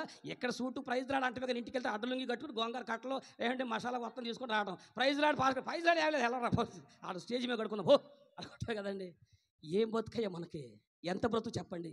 ఎంతలో పుట్టి అంతలో మాయబడి బ్రతుకులు కాదా? ఎదురు దెబ్బ తగిలితే బోర్లకు పడి పళ్ళు రాలిపోతాయి మనకి. ఈ మాత్రం దానికి మన బలాత్సయం అవసరమో చెప్పండి? సరిగ్గా కొడితే 32 పళ్ళు నేల మీద రాలుతాయి. ఏమండి మనకంటే బలవంతులు ఊర్లో లేరండి చెప్పండి? ఎంతోమంది బలవంతులు ఉన్నారు, ఎంతోమంది శక్తివంతులు ఉన్నారు. ఈ పాటి బలం ఏ పాటిదండి? ఎంతసేపు ఉంటుందండి?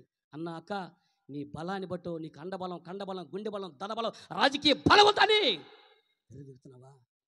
నీపైన నేనైనా అహంకారంతో పోయే ఏ ఒక్కడే బతుకు ఏమైపోయిందో ఆలోచించండి.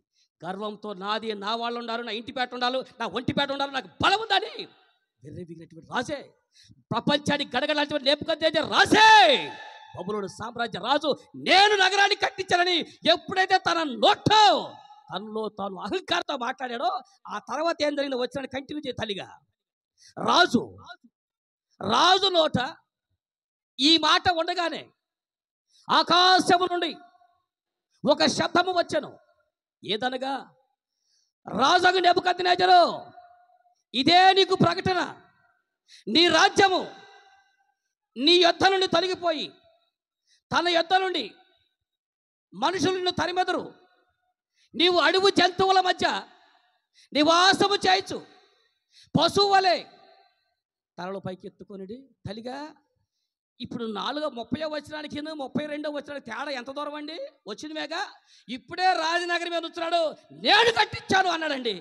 రాజుగా ఉన్నటువంటి తెల్లవారి పాటికి బతికి ఎక్కడికి వచ్చింది తెలుసా? ఎక్కడికొచ్చింది? పశువులాగా గడ్డి మేసే స్థాయికి తీసుకొచ్చాడంటే ఇప్పుడు మీరు అర్థం చేసుకోండి. ఈ లేఖనాలన్నీ కూడా మనకి ఎందుకు చెప్పారంటే ఇప్పుడున్న మనకు బుద్ధి కలగాలని, మన అహంకారాన్ని బట్టో మన బలాత్యాన్ని బట్టో నీవైనా నేనైనా నాకు వాక్యం చెప్పి ఇక్కడ నన్ను తీసుకొచ్చి అందరూ కూర్చోబెట్టి నాకు వాక్యం చెప్పించా అంటే ఆయనకంటే పని ఉండని కాదండి, లేదా మరొక సాగులంటే పని ఉండని కాదండి. ఒక కృప ఇచ్చాడండి దేవుడు. ఏమాత్రం పనికిరానటువంటి జీవితాన్ని ఎందుకు పనికిరాని బతుకుని ఇంత వాక్యం లోపల పెట్టి పోయి నలుగురు ప్రకటించమని కృప ఇచ్చాడండి. ఆయన ధరించిన గాడిదని కాదండి నేను. మీరందరూ నాకు ఇలా నేను మాట్లాడితే ఏంటంది నా ముఖం చూసి కాదండి, అర్థం కదా. నేను మోసుకొచ్చానండి ఈ గాడిద యేసును మోసుకొచ్చానండి. మీరు చూసేది నన్ను కాదు, నా పైన యేసును చూస్తున్నారు. దేవుడి స్తోత్రం కలుగును గాక. కాబట్టి ఆ పైన ఉన్నటువంటి యేసును బట్టి ఈ గాడిదకి విలువ వచ్చింది తప్ప నాకు వచ్చింది చెప్పండి. కాబట్టి మీరు ఎంత నాకు విలువిచ్చి మాట్లాడుతున్నా, మీరు నాకు గౌరవిస్తున్నా, ఇది నా వల్ల కాదు, నా ప్రభు నాకు ఇచ్చిన దయ, ఆయన ఇచ్చిన కృపని నేను బతకాలి తప్ప కాస్త వాక్యం చెప్పినా, కాస్త 4 మాటలు మాట్లాడగలిగినా అతిశయించకూడదు తమ్ముడా, అతిశయించకూడదక్క. ఈరోజు వినండి, అహంకార పోకలతో ఉన్నటువంటి గర్విష్ఠుడు తనలో తాను నేను కట్టించాను, నాది అని ఎప్పుడైతే రాజు విరవిగాడో తెల్లరే పాటికి రాజ్యమే పోయింది. చివరికి పశువులాగా గడ్డి మేచే స్థాయికి దిగజారిపోయాడు. కాబట్టి ఎంతోమంది బలంతో విర్రవీగిన వాళ్ళు ఈరోజు కాళ్ళు చేతులు పడిపోయినటువంటి మన పితరులు ఎంతోమంది ఉన్నారు. ఎంతోమంది ధనంతో విర్రవీగిన వాడు అప్పులు పాలైపోయి రోడ్ల మీద తిరుగుతున్నటువంటి ఉంటారు. ప్రపంచంలో అత్యంత ధనవంతమైనటువంటి 10 మంది బ్రతుకులు 2015వ సంవత్సరంలో ఒక రికార్డు పెట్టారండి. చరిత్రలో రికార్డు పెడితే ప్రపంచంలో అత్యంత ధనవంతులు 10 మంది ఉన్నారండి. ఆ 10 మందిలో 5 జైలు పాలయ్యారండి. అర్థం చేసుకోండి. ఆ 10 మంది ధనవంతులు 5 ఆర్థిక నేరాల కింద జైలుకి వెళ్ళిపోయారు. ఆ మిగిలినటువంటి 5 3 ఉరి పెట్టుకుని చచ్చిపోయారు. 2 పిచ్చోళ్ళ దేశం మీద తిరుగుతున్నారు. ఇప్పుడు మీరు అర్థం చేసుకోండి, ఇక ఎంత ధనవంతులండి వాళ్ళు, ఎంత ధనవండి, ప్రపంచంలోనే ధనవంతులు. ఆ బతుకు వచ్చారంటే మీరు అర్థం చేసుకుని మన జీవితాలు ఎంత, మన బ్రతుకులు ఎంత అని నీ గుండెలు ఎప్పుడు కూడా నేను కట్టించాను, నాది నేను అనేటువంటి ఆ స్వభావం ఎప్పటికీ రానికండి. అహంకారంతో గుండెల్లో విర్రవినటువంటి నెబుకద్నెజరు తెల్లరేపాటి పశువులాగా గడ్డి మీద స్థితికి దిగజారిపోయాడు. నెంబర్ 3 క్యారెక్టర్, 3వ క్యారెక్టర్ చెప్తాను. చదవని పరిశుద్ధ గ్రంథంలో నుంచి లూకా సువార్త 12వ అధ్యాయం, మనందరికీ బాగా పరిచయమైనటువంటి సహోదరుడి. లూకా సువార్త 12వ అధ్యాయం 19వ వచ్చి మీరు చదవండి ఒకసారి. అమ్మో, ఈ అమ్మాయి గబాగా వెళ్ళిపోతుంది ట్రైన్లో. మన వాళ్ళే షీరాటలు దొరక వెనక్కి వస్తున్నారు. వెళ్ళి వస్తారులేమ్మా, వస్తారు, దొరకొద్దు. చదువు తల్లిగా. నా ప్రాణముతో ప్రాణమా, అనేక సంవత్సరములకు విస్తారమైన ఆస్తి నీకు సమకూర్చబడినది, సుఖించము, తినుము, తాగుము, పెంట పోక పొడులాడము, ప్రార్థనకి వెళ్ళే వాళ్ళని తిట్టుకుంటా ఉండము అని ఉందండి. అది నేను చెప్తానండి, ఇక్కడ చెప్తాను రండి. ఏమ్మా, ఎక్కడ కూడా సేమ్ మనం అనుకున్నటువంటి మూలవాక్యం ఏమనుకున్నావు? నా ప్రాణముతో మాట్లాడుకునే వాళ్ళు మాట్లాడుతున్నాం కదా అన్న అక్క. తన ప్రాణంతో మాట్లాడుకునేటువంటి వారు ఎలాగో మాట్లాడుకుని చెప్పా, నువ్వు లోపల ఏదైతే మాట్లాడతావో అదే నీ బయట బ్రతుకుని ప్రభావితం చేస్తుంది. ఈరోజు నీ కుటుంబం శాపగ్రస్తమైందంటే దానికి బయట మాట్లాడే విధానం కాదు తల్లి, నీ లోపల నువ్వు తీసుకునే నిర్ణయాలు ఉన్నాయే, నువ్వు ఆలోచించే విధానం ఉందే, అది మన బయట బ్రతుకుని ప్రభావితం చేస్తుంది. కాబట్టి అంతరంగా మనం ఎలా కూడా జాగ్రత్త పరచుకోవాలో ఈ రాత్రి వాక్యం విందాం. ఇక్కడ కూడా మనకు ఒక ధనవంతుడు కనపడుతున్నాడు. ఆ ధనవంతుడికి చాలా ఆస్తి ఉందండి. దేవుడే ఈ వ్యక్తిని ధనవంతుడని రాశాడంటే మీరు ఆలోచించండి ఎంత ఆస్తి ఉంటుందో. అంత ఆస్తి, పంట బాగా పండింది, పంట మొత్తం ఇంటికి చేరిందండి. హాయిగా ఆరు బయట అనుకుంటున్నట్టున్నాడు. తన ప్రాణంతో చెప్పుకున్నాడు, నా ప్రాణమా అనేక సంవత్సరములకు సరిపడ పంట సమకూర్చబడింది. ఇప్పుడు కొట్టులు చూస్తేనే సరిపోవట్లేదు, ఈ కొట్లన్నీ కూడా పగలగొట్టాలి, ఈ కొట్లన్నీ కూడా తీసేయాలి. కాబట్టి నేను ఇంకా చాలా పెద్ద కొట్లు కొట్టి అవన్నిటి కూడా నింపుకుందాము అని తనలో తాను అనుకుంటున్నాడండి. ఇప్పుడు మనం అడుగుదాం, తనలో తాను అనుకుంటాడు, ఎంతసేపు తిను తాగు విస్తారమైన ధనం ఉంది. మనం అనుకుందాం ఒక మాట, ఏమ్మా ఇప్పుడు ఈ వ్యక్తి దేవుడు ఎవరి సొమ్మను లాక్కొచ్చుకున్నాడు? ఇతను సమాధానం చెప్పండి. ఈ ధనవంతుడు ఎవరి సొమ్మను లాక్కొచ్చుకున్నాడా? ఇతను ఎవరి సొమ్ము లాక్కోవాలా? అతని పొలమే, అతని స్థలమే, వాళ్ళ పితరులుగా వస్తున్నటువంటి ఆస్తి పోస్తనే. మరి దేవుడికి ఎందుకంట చెప్పండి? అతని సొమ్ము అతను సంపాదించుకుని అతను తింటా ఉంటే దేవుడికి వచ్చిన బాధ ఏంటంటనా కదా? ఇప్పుడు ఆ మాట అనుకోవాలి కదా. ఈ వ్యక్తిని దేవుడు తీసుకొచ్చి అతని గురించి మాట్లాడుతున్నాడు, అతను చూశాడు. ఈ వ్యక్తి అనుకుంటున్నాడు, నా ప్రాణమా తినుము తాగుము సుఖించమంటున్నాడే. దేవుడు ఎందుకు ఇతను కౌంట్ చేశాడో మీకు చెప్తాను, బాగా వినండి. తల్లిగా ఇతను విస్తారమైన పంట పండిందని అన్నాడు. ఇప్పుడు చెప్పండి, పంట అనగాలి విత్తనాలు చల్లంగాలి ఇంట్లోకి వస్తుందండి పంట? అలా వచ్చిందా? రాదుగా. విత్తనములు జల్లబోయే ముందు పొలమును దున్నాలి, పొలము దున్నిన తర్వాత విత్తనాలు జల్లాలి, తగిన కాలము దానికి రావాలి, తొలకరి వర్షం కురవాలి. ఆ తొలకరి వర్షం తర్వాత విత్తనాలు మొలకెత్తుతాయి. ఆ మొలకెత్తున్న తర్వాత ఎప్పటికప్పుడు దాన్ని పురుగు పట్టకుండా కాపాడుకోవాలి. కాపాడిన తర్వాత ఆ నారుని పెరగడానికి జనం కావాలి. అది ఎత్తుకొచ్చి అక్కడ నాటు పెట్టాలి. నారు పెట్టిన తర్వాత అది పెరిగేటప్పుడు జాగ్రత్తగా కాచుకోవాలి. ఎలుకలు తినుకోకుండా, పురుగులు తినుకోకుండా, ప్రకృతి వాతావరణ కాపుదలలో ఒకవేళ పొరపాటు ఇంత కష్టపడి పంట కోసి కనుక నేల మీద పెట్టేవనుకోండి, వానొస్తే అంతేగా, ఇన్ని పంట మొత్తం నేలపాలు అయిపోద్దిగా. ఇలాంటి 6 నెలల కష్టార్జితాన్ని, నువ్వు పడ్డాని కష్టార్జితాన్ని నేరుగా ఇంటికి చేర్చుకున్నావంటే నీ పంటను తినే పురుగులను దేవుడు గద్దించి కాపాడలేదండి. అమ్మ, ఈ వ్యక్తి జీవితంలో మీరు చూడండి, దేవుడు ఎందుకు ఇతని వ్యక్తి జీవితం ఇన్వాల్వ్ అయ్యాడు తెలుసా అండి? ఇతను ఎంత కష్టపడి ఇంటికి సంపాదించడం ఆ సొమ్ముని కనీసం ప్రభువా నీకు స్తోత్రం, నాకు ఈ రోజున క్షేమం ఇచ్చావు, నా పంట ఇంటికి తెచ్చావు, కాబట్టి నీ వాక్య ప్రకారం నా కష్టార్జితంలోంచి నీకు కొంత భాగం, దశమ భాగం ఇవ్వాలని వాక్యాలు చెప్పావు, ఇదిగో నీకు నీ వంతు నీకు దూసుకొచ్చిస్తాను అని అన్నాడండి. ఎక్కడన్నా దేవుడికి ఇవ్వాలని ఆలోచన ఉందండి ఇటుకి? కనీసం దేవుడికి థ్యాంక్స్ అని చెప్పాడా? చెప్పలేదు. మనలో మాట అనుకుందామండి. ఇతని గురించి విస్తారమైన మాటలో ఈయన గురించి ఉపమానం చెప్పేటప్పుడు చెప్తాను. ఇప్పటివరకు 2-3 మాటలు చెప్పడానికి ప్రయత్నం చేస్తాను, మీరు వినండి. కనీసం ఇతడు ఇప్పుడు ఈ పంట అంతా ఇంటికి వచ్చిందంటే ఒక్కడే కష్టపడితే వచ్చిందా, జనం కష్టపడితే వచ్చిందండి? జనాలు కష్టపడాలి కదండి, కూలోళ్ళు పని చేయాలి కదండి, తన దగ్గర పని వాళ్ళందరూ కష్టపడ్డారు కదండి. ఇదిగో ఈ పండగ పూట నా వాళ్ళందరూ కష్టపడబట్టే నా ఇంటికి ఎంత పంట వచ్చింది, కనీసం నా వాళ్ళకి నేను బోనస్ ఇద్దామని అనుకున్నాండి. దేవుడికి ఇవ్వలేదు, కనీసం నీ వాళ్ళనటువంటి నీ పని వాళ్ళకి ఇవ్వలేదు. పోనీ అది వదిలేద్దాం, నీ రక్త సంబంధికులు ఉంటారుగా. ఇప్పుడు మీకు చిన్నాన్న కొడుకు, మేనమో తమ్ముడు, ఏప్రిల్ ముద్దు మనవడాలు, 3వ మనవడాలు బిడ్డ ఉంటుందిగా. ఏమండి, కనీసం ఎవరో ఒకరు పేదోళ్ళు ఉంటారు కదా నీ వాళ్ళలో, వాళ్ళకన్నా ఒక బస్తా కొడుద్దామని అనుకున్నాడండి. మరి ఎందుకురా నువ్వు బతకటం? అవసరం ఏంట్రా భూమి మీద? నీ బ్రతుకు, నీ సంపాదన, నీ ధనం ఒక్కడివి తింటానికి ఇచ్చింది దేవుడు. ఈ రోజున మనం పశువులుగా కాదండి, జంతువులు కాదండి, సమాజంగా దేవుడు చేశాడు. మనుషుడు సమాజవాదిగా దేవుడు చేశాడు. మానవత్వం గల మనుషులుగా ఒకరి కష్టాలు, ఒకరి బాధలు పంచుకొని ఒకరినొకరు కలపోసుకోవాలి. ఒకనాడు పిండి వంటలు వండి అనుకోండి, ఆ పిండి వంటలు వంటే ఊరందరికి పంచేవాళ్ళు. అక్కాయ్ ఇదిగో ఇక అరిసెలు వేసాను తినవే అనుకుంటే ఎత్తుకెళ్ళి ఇచ్చేవాళ్ళు.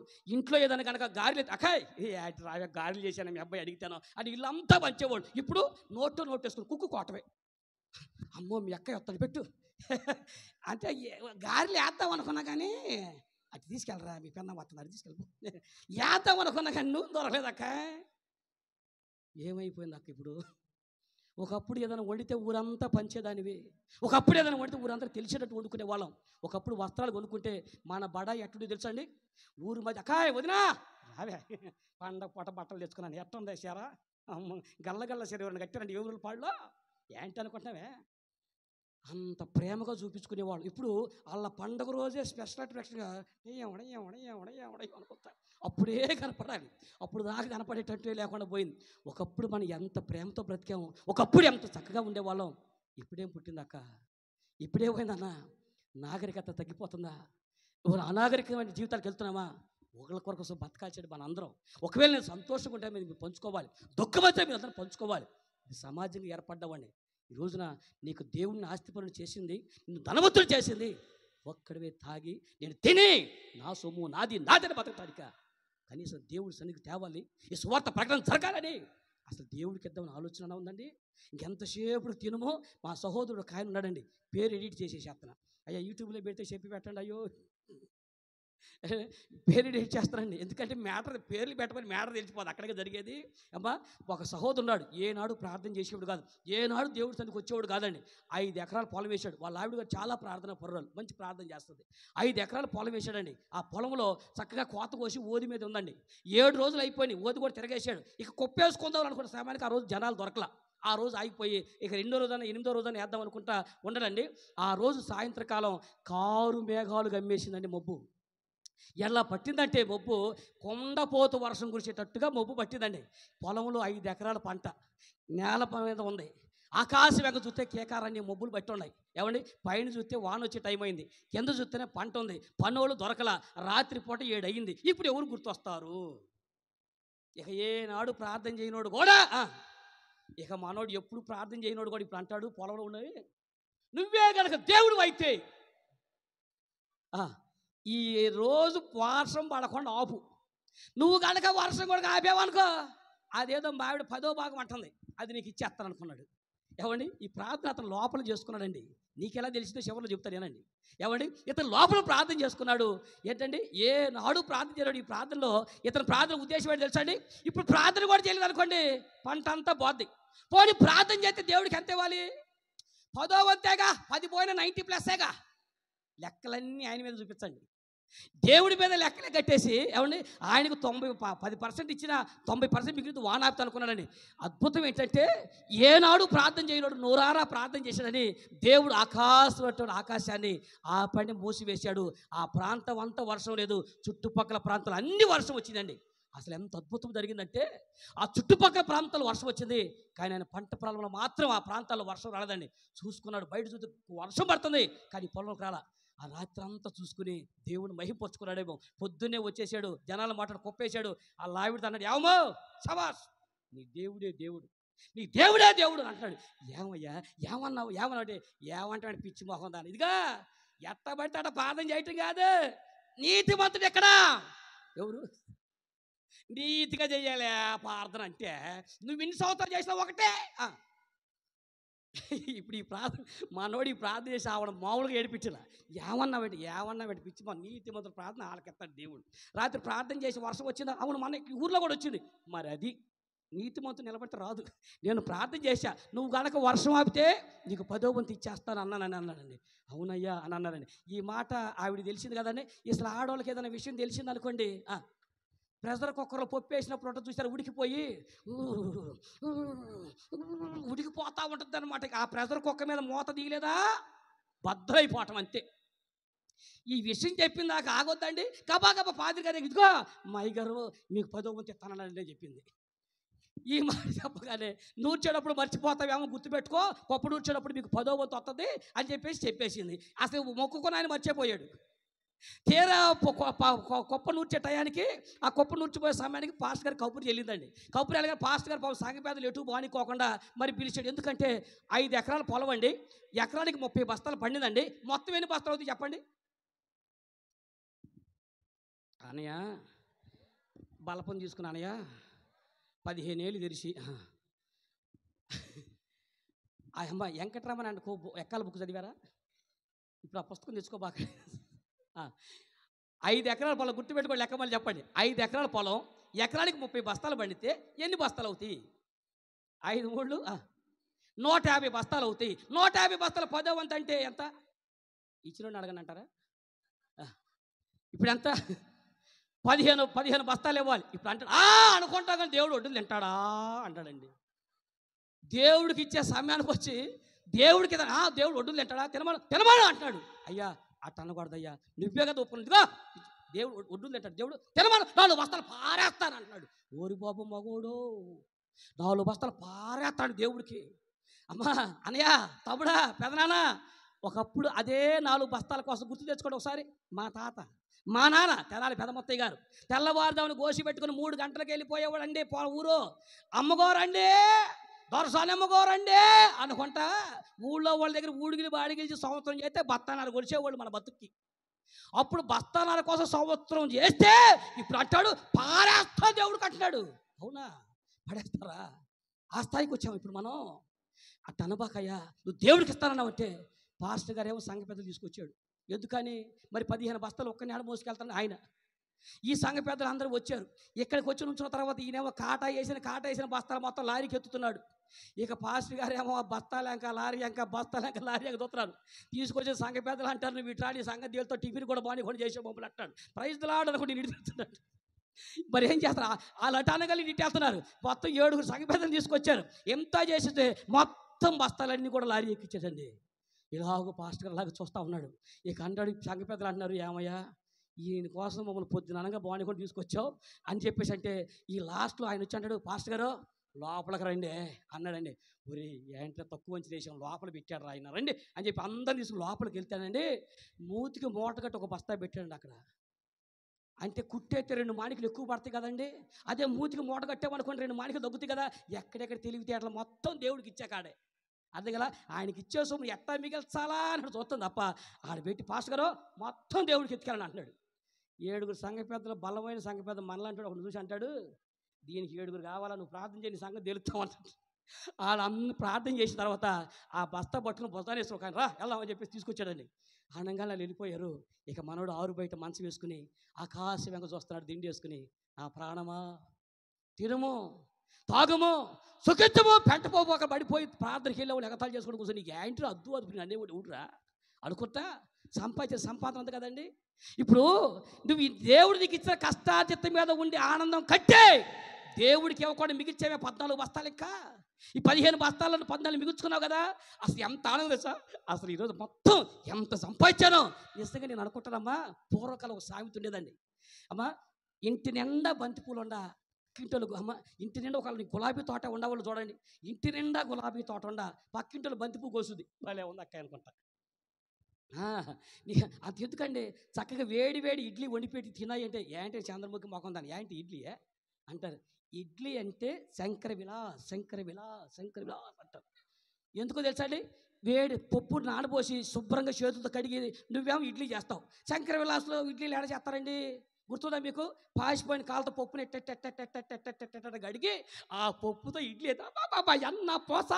ఎన్న పోసా అమ్మా 3 రోజులు బట్టి మురగబెట్టి కొల్లబెట్టి ఫ్రిడ్జ్లో పెట్టిన సాంబార్ పోతే ఇది సాంబార్ అంటే అంటాడు. ఫ్రెష్ పప్పు నానబో సాంబార్ పెడితే ఏం సాంబార్ దిక్కుమాలి మొహం నేర్చుకోవే. తాజాగా పెడితే అంతే. అదే చిన్నప్పుడు ఒక సామెత ఉండేది, పొరిగిట్టి పుల్లకూర. చెప్పండి, ఈ సామెత ఎక్కడి నుంచి వచ్చింది తెలుసా అక్క? మన అమ్మమ్మ ఉందా బైబిల్లో? మన అమ్మమ్మ గారు ఎవరు? అవ్వమ్మ గారు. దేవుడు గొప్ప తోటేసి ఈ తోట పొలన్నీ తిను, ఆ తోట పొలం తినబాకని చెబితే ఏంటంట అనుకుండా పోయి ఆ పండు తిని మన కొంప నిలువున ముంచింది. ఈ అర్ధరాత్రి అపరాత్రి సువార్త ఏంటో కోటాలేంటో హాయిగా ఒక ముద్ద తిని పడుకునేవాళ్ళం. మన అమ్మ దయవాళ్ళు కదండి, అన్ని తోట పొలాలు తినొచ్చుగా. ఆ వద్దన్న పండే తింది ఎత్తుకొచ్చి మన కొంప నిలువున. ఈ టైం మీద సైకాలజీ అట్టకూడదు అక్క. వాల్ పోస్ట్ అంటించరాదు అని రాయి, అక్కడే అంటిస్తారు ఇల్లు. ఇక్కడ మీ సైకిల్ స్టాండ్ చేయరాదు అంటే ఏంటంట ఏడేస్తాను అంటాడు, అక్కడే స్టాండ్ పెట్టొస్తాడు. అసలు పొరపాటు మనం చెయ్యొద్దు, అమ్మాయి ఆడు మంచివాళ్ళు కాదు వాళ్ళతో నువ్వు స్నేహం చేయబాక అని అన్నాడు భర్త. ఏంటి చేత్త, అది నా ప్యానం చేత్త, కావాలంటే నీకు ఎడాకులు తీసుకో, అది నాకు కావాల్సింది. అర్థమైనా మీకు? అసలు ఏది వద్దంటావో అక్కడి నుంచి వచ్చినట్టు అవ్వమ్మ కాడి నుంచి రక్త సంబంధం ఏమోనమ్మా రానే వస్తాం ఇక్కడికి. ఈ దేవుడి చెట్టుబడి దాన్ని సంతోషించుకోకుండా నిషేధించబడిందాన్ని అది చూసుకుని అంటాడు, నా ప్రాణమా తినుము తాగుము సుఖితమని. నువ్వు దేవుడికి ఇవ్వాల్సి కూడా దేవుడిని మోసం చేసి దేవుని కష్టాజితాన్ని దేవుడి సేవకు వాడబడతాన్ని ఆపుకుని ఇప్పుడు దాచిన దాని మీద సంతోషిస్తున్నావే. అప్పుడు దేవుడు ఆకాశం చూసి అంటాడు, ఒక్కసారిగా ఆకాశపడి దేవుడు గుప్పిడంతా గుండెకని ఒక్క నొక్కు నొక్కాడండి. మనకి ఆగబెట్టాడు. అర్ధరాత్రి హార్ట్ స్ట్రోక్ వచ్చిందండి. ఆరోగ్యశ్రీ కార్ లేదు, 100 బస్సు లేదు. ఇక ఆ ఊరు నుంచి తెనాలి తీసుకెళ్ళడానికి వీళ్ళ బతిలాడు ఆటోలో మాట్లాడి అడ్డంగా పడేశారండి. అక్కడ నుంచి 30 కిలోమీటర్లు తెనాలి ఎత్తుకొచ్చి పడేస్తే దక్షిణామూర్తి హాస్పిటల్ డాక్టర్ గారు వచ్చారు. 4 తెరువు అన్నాడు. 4 చూశాడు, కళ్ళు చూశాడు. వీడికి 3 వాల్స్ పోని ఆపరేషన్ చేయాలి, 3 లక్షలు పెట్టండి అన్నాడు. ఇప్పుడు అను అనుకుంటా కానీ దక్షిణామూర్తి గారు డబ్బులు తింటాడా అను. గుండెకాని కార్యం ఒకళ్ళు కోసినాడు, కోసి ఏపి మనకే పెడతాడు. మళ్ళీ దేవుడికి ఇచ్చే సొమ్మును పట్టుకు దేవుడు తింటాడా అన్నావు. ఇప్పుడు దక్షిణామూర్తికి డబ్బులు తింటాడా? ఏమా ఎంత మిగిల్చాం? జీవితకాలం అయినా సరిపోద్దా? అన్నయ్య, తమ్ముడక్క, బ్రతిమాలుకుంటున్నా, దేవుడు ఆరోగ్యం బట్టి బతికిపోయాం, దేవుడు క్షేమటి బతికిపోయాం. ఈరోజు నీ కష్టాజీతం ఒక ముద్ద నీవు నేను తిని మన బిడ్డలకు పెట్టుకుంటామంటే ఆయన ఇచ్చిన ఆరోగ్యం కాదంటారా? ఒకవేళ ఆయనే కనుక మన ఆరోగ్యం పట్ల శ్రద్ధ చూపించకుండా వదిలేస్తే ఇలాగైపోతాం. మీరు అర్థం చేసుకుని ఇలాగ తినుము తాగుము సుఖించ కాకుండా నీ కష్టాజితాన్ని, ప్రభువా నా ఊళ్ళో సేవ జరుగుతుంది, నా సంఘంలో ఒక పరిచయం జరుగుతుంది, ఈ పరిచర్యతో ఇంకా ఆత్మలు రావాలని నీ కష్టాజితం ఎత్తుకొచ్చి దేవుడి మందిరంలో పెట్టండి. ఆయన ఆశీర్వాదకరంగా నీ బ్రతుకును మారుస్తాడు. దేవుడి స్తోత్రం కలుగును గాక. తినుము తాగుము సుఖించమని నా సొమ్మె అయినా అతను హృదయాంతరంలో ఎప్పుడైతే తాగి తిను సుఖించమని తన ప్రాణంతో చెప్పాడో, దేవుడు అంటున్నాడు, వెర్రివాడా, ఈ రాత్రే నీ ప్రాణాలనే ఏమైపోయిందండి? ముగ్గురు గురించి చెప్పాను కదా, అప్పగింతల కార్యక్రమం స్టార్ట్ చేయండి. నెంబర్ 1, గెహాజీ తన ప్రాణంతో చెప్పాడు. ఏమని? నేను పరిగెత్తుకుంటూ పోయి ఒక సేవకు నిషేధించేటువంటి సొమ్ము కోసం పరిగెత్తుకుంటూ వెళ్ళాడు. వాళ్ళు పోగొట్ట కుష్టి వ్యాధిని తన కుటుంబానికి తెచ్చిపెట్టాడు. నెంబర్ 2, అహంకారంతో కళ్ళు నెత్తికెక్కి తన మన లేకుండా మాట్లాడేటువంటి నెబుకద్నెజరు రాజ్యాన్ని పోగొట్టుకుని గడ్డి మేసే పశువులాగా దిగజారిపోయాడు. నెంబర్ 3, విస్తారమైన ధనవంతుడై ఉండి కూడా ఆ ధనం వలన దేవుడు కనీసం కృతజ్ఞత చెప్పుకోకుండా తనలో తను ఆలోచన చేసి తిని తాగు సుఖించమన్నాడు, తన ప్రాణాన్ని పోగొట్టుకున్నాడు కదండి. ఇప్పుడు మూల వాక్యంకి వద్దాం. ఇప్పుడు వీళ్ళు ముగ్గురు తన ప్రాణాలతో మాట్లాడుకుని ఒక్కొక్కరు ఒక విధంగా జీవితాలు పతనం చేసుకున్నారు. కానీ ఇప్పుడు మూల వాక్యంలో ఉందరే, 103వ కీర్తన చదవండి మరొకసారి. నా ప్రాణమా యెహోవాను సన్నుతించుము, నా అంతరంగంలో సమస్తమా ఆయన పరిశుద్ధ నామాన్ని సన్నుతించుము. నా ప్రాణమా యెహోవాని. ఇప్పుడు మీరు ఆలోచించేద్దాం. తల్లిగా చెల్లి తన ప్రాణముతో తాను ఎంతగా ఎందుకు మాట్లాడుతున్నా తెలుసా అండి?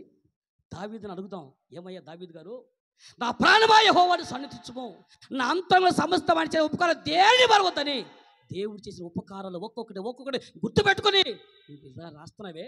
అసలు నీ కీర్తనలు అన్నీ మేము చూస్తూ ఉంటే నీ గుండె నిండా కృతజ్ఞత ఉందయ్యా, నీ గుండె నిండా కృతజ్ఞత నిండిపోయింది. ఎంతగా దేవుడు నువ్వు కృతజ్ఞత చెప్తున్నావు, కారణం ఏంటి అని మనం ఒకవేళ దావీదు గారు నన్ను అడిగితే ఆయన ఏమంటారు తెలుసా అండి?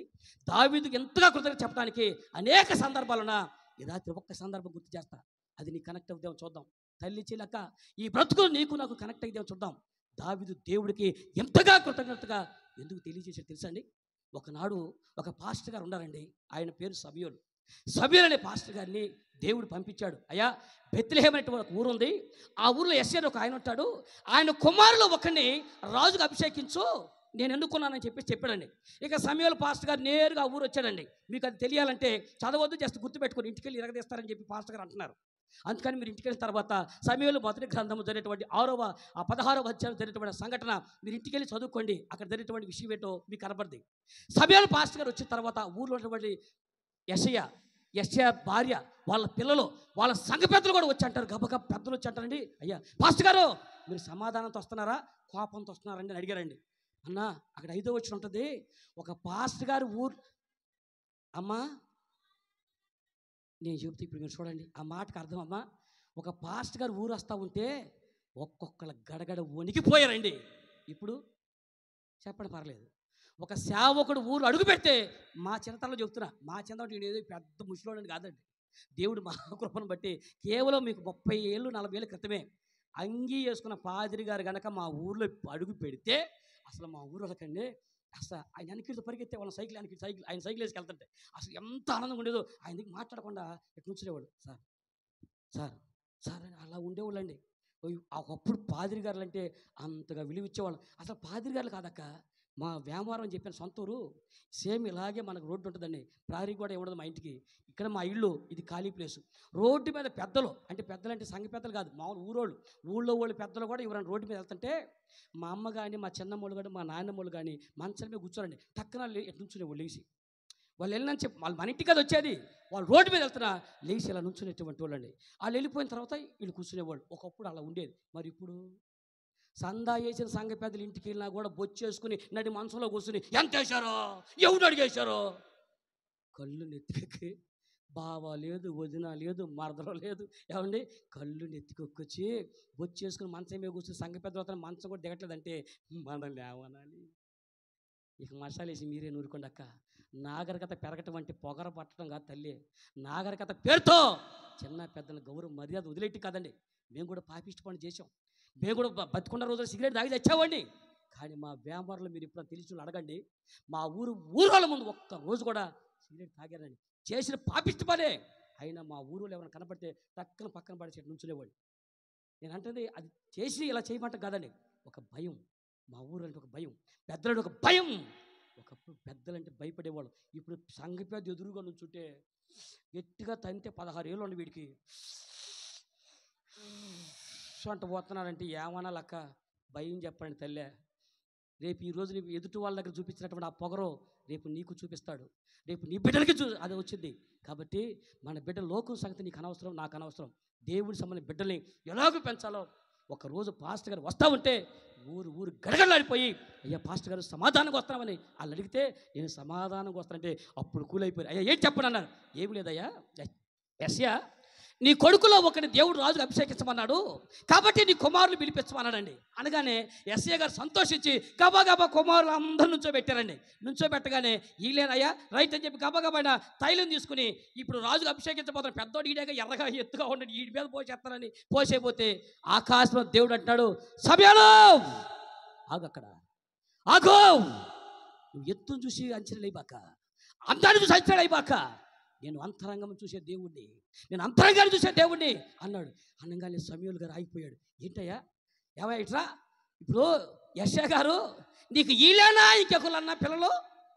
అమ్మ మీరు ఏమనుకున్నట్టు ఒక మాట అంట, ఏమని అనుకున్నా కానీ అంట సిగ్గుశారు వదిలేసినోడిగా. మీరు అనుకున్నట్టు అనుకోకపోయినట్టు చెప్పండి. ఇప్పుడు నీ పిల్లల్లో ఒకటి దేవుడు రాజుకు అభిషేకిస్తానంటే కన్న తండ్రివి, నువ్వు ఎంతమంది పిల్లలు తెలియదండి నీకు? నువ్వు కన్న పిల్లలు ఎంతమంది నీకు తెలీదా? ఇప్పుడు మీరు నన్ను అడిగారు ప్రార్థన అయిపోయినాక, రవీంద్ర బాబు గారు నీకు పిల్లలు ఎంతమంది అని మీరు అడిగారు అనుకోండి. నేను అమ్మ నాకు పిల్లలండి వాళ్ళు ఒక ఇద్దరును, ఈ ముగ్గురు, ఈ మూడును, ఆడొకటి ఈడొకడు, ఈ రెండు అని అంటే ఏమంటారు మీరు? ఏంటండి ఏంటి తీసుకొచ్చారు అనరండి. ఇప్పుడు పిల్లలు అనగానే కన్నా ఓని తక్కువని చెప్పొద్దు.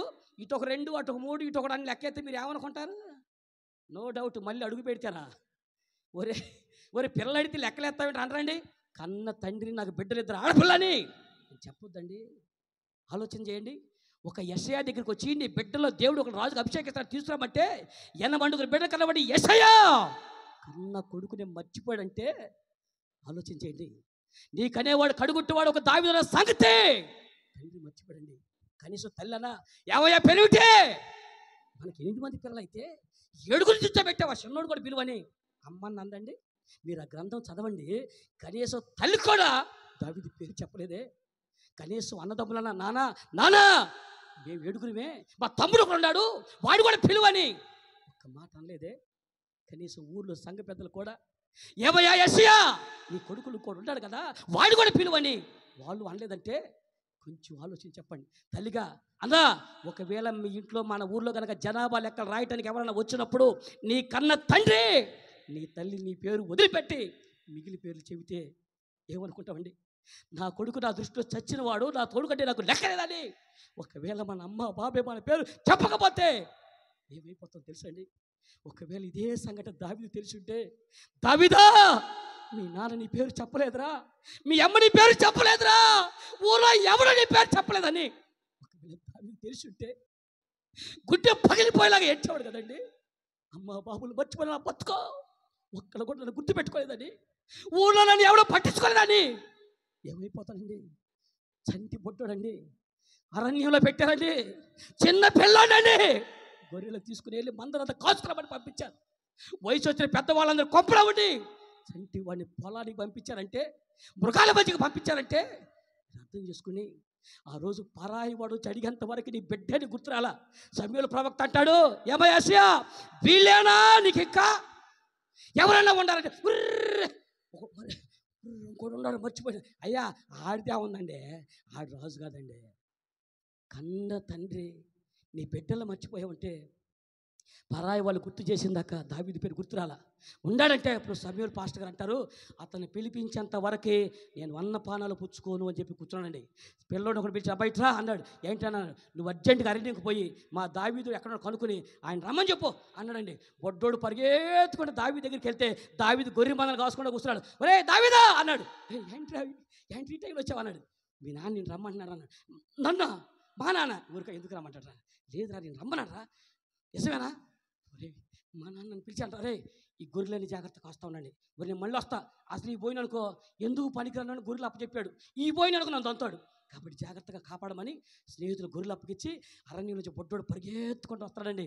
పరిగెత్తుకుంటూ అరణ్యంలో వస్తూ ఉంటే, అరణ్యంలోంచి పరిగెత్తుకుంటూ వస్తూ ఉంటే, చెంగుని గంతులకు వస్తూ ఉంటే ఆకాశంలో దేవుడు అంటాడు, సమయాలు అదిగో అడుగు వస్తున్నాను, అడుగు నేను కోరుకున్న రాజు ఇతనే.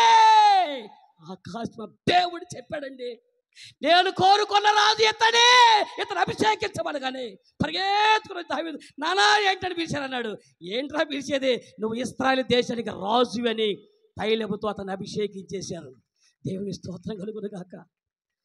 ఆ దినమున దావీదు గుండెల్లో ఎలాగో తెలుసండి, ఆది మొదలుకొని దావీదు యొక్క జీవితం ఎలా తెలుసా, యెరూషలేము నడిబొట్టులో రాజుగా ఉన్న తర్వాత నా ప్రాణమా, నా అంతరంగ సమస్తమా, ఒకనాడు నా అమ్మ నన్ను మర్చిపోయింది, నా నాన్న నన్ను మర్చిపోయాడు, నా ప్రాణమా రక్తం పంచు పుట్టినప్పుడు నా అన్నదమ్ములే నేను అనేవాడు ఒక చచ్చానన్నట్టుగా చూశాను. ఊరు వాళ్ళు నానేటువంటి అందరూ మర్చిపోయినా, నా ప్రాణమా దావీదు అనేవాడు బతుకు అందరూ మర్చిపోయినా, ఆకాశమున దేవుడు గుర్తుపెట్టుకున్నాడు. ఎక్కడో గొర్రెల కాపరి నీచు కప్పు కొట్టే నా బతుకుని ఇశ్రాయేలు దేశం నడి పొట్టులో పెట్టాడయ్యా. ఈనాడు ఈ సర్వ సమాజం మీద ఒక రాజుగా చేశాడయ్యా. నా ప్రాణమా ఈ దేహంలో నువ్వు ఉన్నంత వరకు ఆయన చేసిన ఉపకారం ఏది మర్చిపోవద్దని. ఎంత కృతజ్ఞత అండి. గుండెలు నిండా ఈరోజు మన ఎటువంటి అనేక మంది వదిలేశారు. నువ్వు ధనవంతులుగా ఉన్నప్పుడు నీ బతికెలా, ధనవంత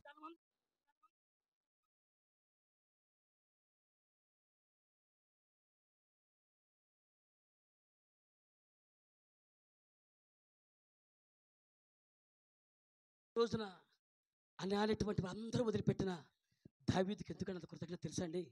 నాన్న మర్చిపోయినా, అమ్మ మర్చిపోయినా, అన్నదమ్ములు మర్చిపోయినా, ఊరు వాళ్ళ దృష్టిలో విలువ లేని వాడైనా ఆకాశం ఉన్న దేవుడు ఆయన గుర్తుపెట్టుకుని ఈరోజు కృప చూపించినందుకు అతని జీవితకాలం అంతా అదే సాక్ష్యం అండి. నా ప్రాణమా నా ప్రాణమా నా ప్రాణమా లోపల గుండెల నిండా కృతజ్ఞత వచ్చినాలు, గుండెల నిండా కృతజ్ఞత అండి. ఉందా నీకు తమ్ముడా? ఇలాంటి స్థితి గతులు మనకున్నాయా? ఈ రోజున ఏ స్థితిలో నుంచి ఈరోజు మళ్ళీ ఏ స్థితికి తీసుకొచ్చాడో నిజముగా కృతజ్ఞత కలిగేటువంటి భావం ఎలాగుంటుంది మీరు చూడండి. మొదట నలుగురు చూసాము, ఆ నలుగురు ఎవరికి తన హృదయంలో కనీసం దేవునికి థ్యాంక్స్ చెప్పాలని ఆలోచన కూడా రాలా. అర్థమైంది మీకు? అమ్మా ఏవో చిన్న విషయాలుగా నువ్వు ఎంత రియాక్ట్ అవుతావంటే, ఇప్పుడు దీని ఖరీదు ఎంత ఉంటుందండి? లేదమ్మా అనుమానం చెబుతున్నారు. ఎంత ఉంటుంది? 1000 రూపాయల 20 చీపే. ఇది ఎంత దాని ఖర్చు సరిగ్గా చూసి చెప్పండి. పడిపోయింది. థ్యాంక్స్ నాయన. రైట్. ఈ ఖర్చు విలువ ఎంత ఉందన్నారు? 50 రూపాయల. నేను కొన్నప్పుడు 20 రూపాయలు కొన్నా. ఇప్పుడు మీ అందరికీ మీ మీద అభిమానంతో 100 రూపాయలకి ఇద్దాం అనుకున్నా. ఎవరు కొంటారు? సరే ఇంకా తగ్గింపు జీవితానికి వచ్చా, 50 రూపాయలకి ఇస్తా. వద్దా? సరే ఫ్రీగా ఇస్తా. ఎవడికి కావాలి ఖర్చు? ఈ ఖర్చు సంగతి తెలియక మీరు మాట్లాడుతున్నారు, కానీ ఇది ఏంటి అనుకుంటున్నారు? దీన్ని పెట్టి ఏమైనా టచ్ చేస్తే రోగం దెబ్బకు పోద్ది. ఇప్పుడు చెప్పండి దీని రేట్ ఎంతో? అసలు మామూలుగా దొరుకుతుందా? తొక్కేసి లాక్కెళ్ళరు. దీంతో స్వస్థపడతాయి అని చెప్తే వినండి, ఒక 10 రూపాయలు విలువ చేసి ఖర్చు కింద పడిపోతే బాబు తీసుకొచ్చి నాకు ఇచ్చాడు. నేనేమన్నాను చెప్పండి మళ్ళా? నేనేమన్నాను? థ్యాంక్స్ అంటే కృతజ్ఞతలో. దేనికండి? 10 రూపాయలు ఖర్చు తిరిగి ఇచ్చినందుకే అంత కృతజ్ఞత చెబితే 10 కాలాల పాటు బతికించిన దేవుడికి నువ్వు ఎంత కృతజ్ఞత చెప్పాలో అర్థమైతే చప్పట్లు కొట్టండి, అర్థం కదా నన్ను కొట్టండి. దేవుని స్తోత్రం చెప్పండి. చిన్న వాటిని 3 రూపాయలు దువ్విని కింద పడిపోతే తీసిస్తే థ్యాంక్స్ చెప్తావు, చిన్నగా థ్యాంక్స్ అని చెప్తావు.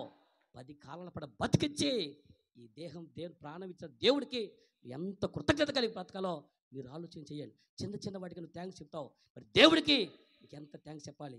ఈ సంవత్సర కాలం అంతా దేవుడిని కాచినందుకు ప్రభా నా కష్టార్జిత నువ్వు కాపాడావు, నా కష్టార్జిత నువ్వు ఆశ్రయించావు, కాబట్టి ఇదిగో నేను సన్నిధికి నా కానుక తెస్తున్నా. నన్ను నువ్వు ఆశీర్వించావు, నేనే నీ సన్ని కానుగా వస్తున్నా. నన్ను నువ్వు దీవించావు కనుక నా గుండె నిండా కృతజ్ఞత భావంతో ఉంటుందని చెప్పండి. ఇప్పుడు ముగింపిస్తున్నాను, అర్థం చేసుకోండి. ముగింపు అనగానే 100 క్యాండిల్ బోలి పెరిగినట్టుగా ఇలుగుద్ది మొఖాలన్నీ కూడా. ముగింపు అనగానే అంటారు. ఇంకొక అరగంట చెబుతాడా, ఇంకొక అరగంట చెబుతాడగా బుర్రలు తింటున్నాడు మాకు ఇప్పుడు. అసలు అందుకని మేము అప్పుడప్పుడు మేము మొఖాలు ఎలిగటానికి ముగింపు ఉంటాం కానీ ఆపుతాం పోడా. సిగ్గు సరలేని జన్మ. అన్నకాడి నుంచి ముడిదిగా మీకు అక్కడ నుంచి అయినా అమ్మా అన్నకాడి నుంచి అంటా కదా, మేము అంటానే ఉంటాయి, మీరు జరుగుతున్నారు. 100 క్యాండిల్ బల్బులు శివరాగర వెలుగుతానివ్వండి. మొదటి వ్యక్తి మనం చూసాం, గెహజీ. తన అంతరంగంలో సేవకు నిషేధించేటువంటి సొమ్ముని దానికోసం పరిగెత్తుకుంటూ పోయి తెచ్చుకున్నాడు.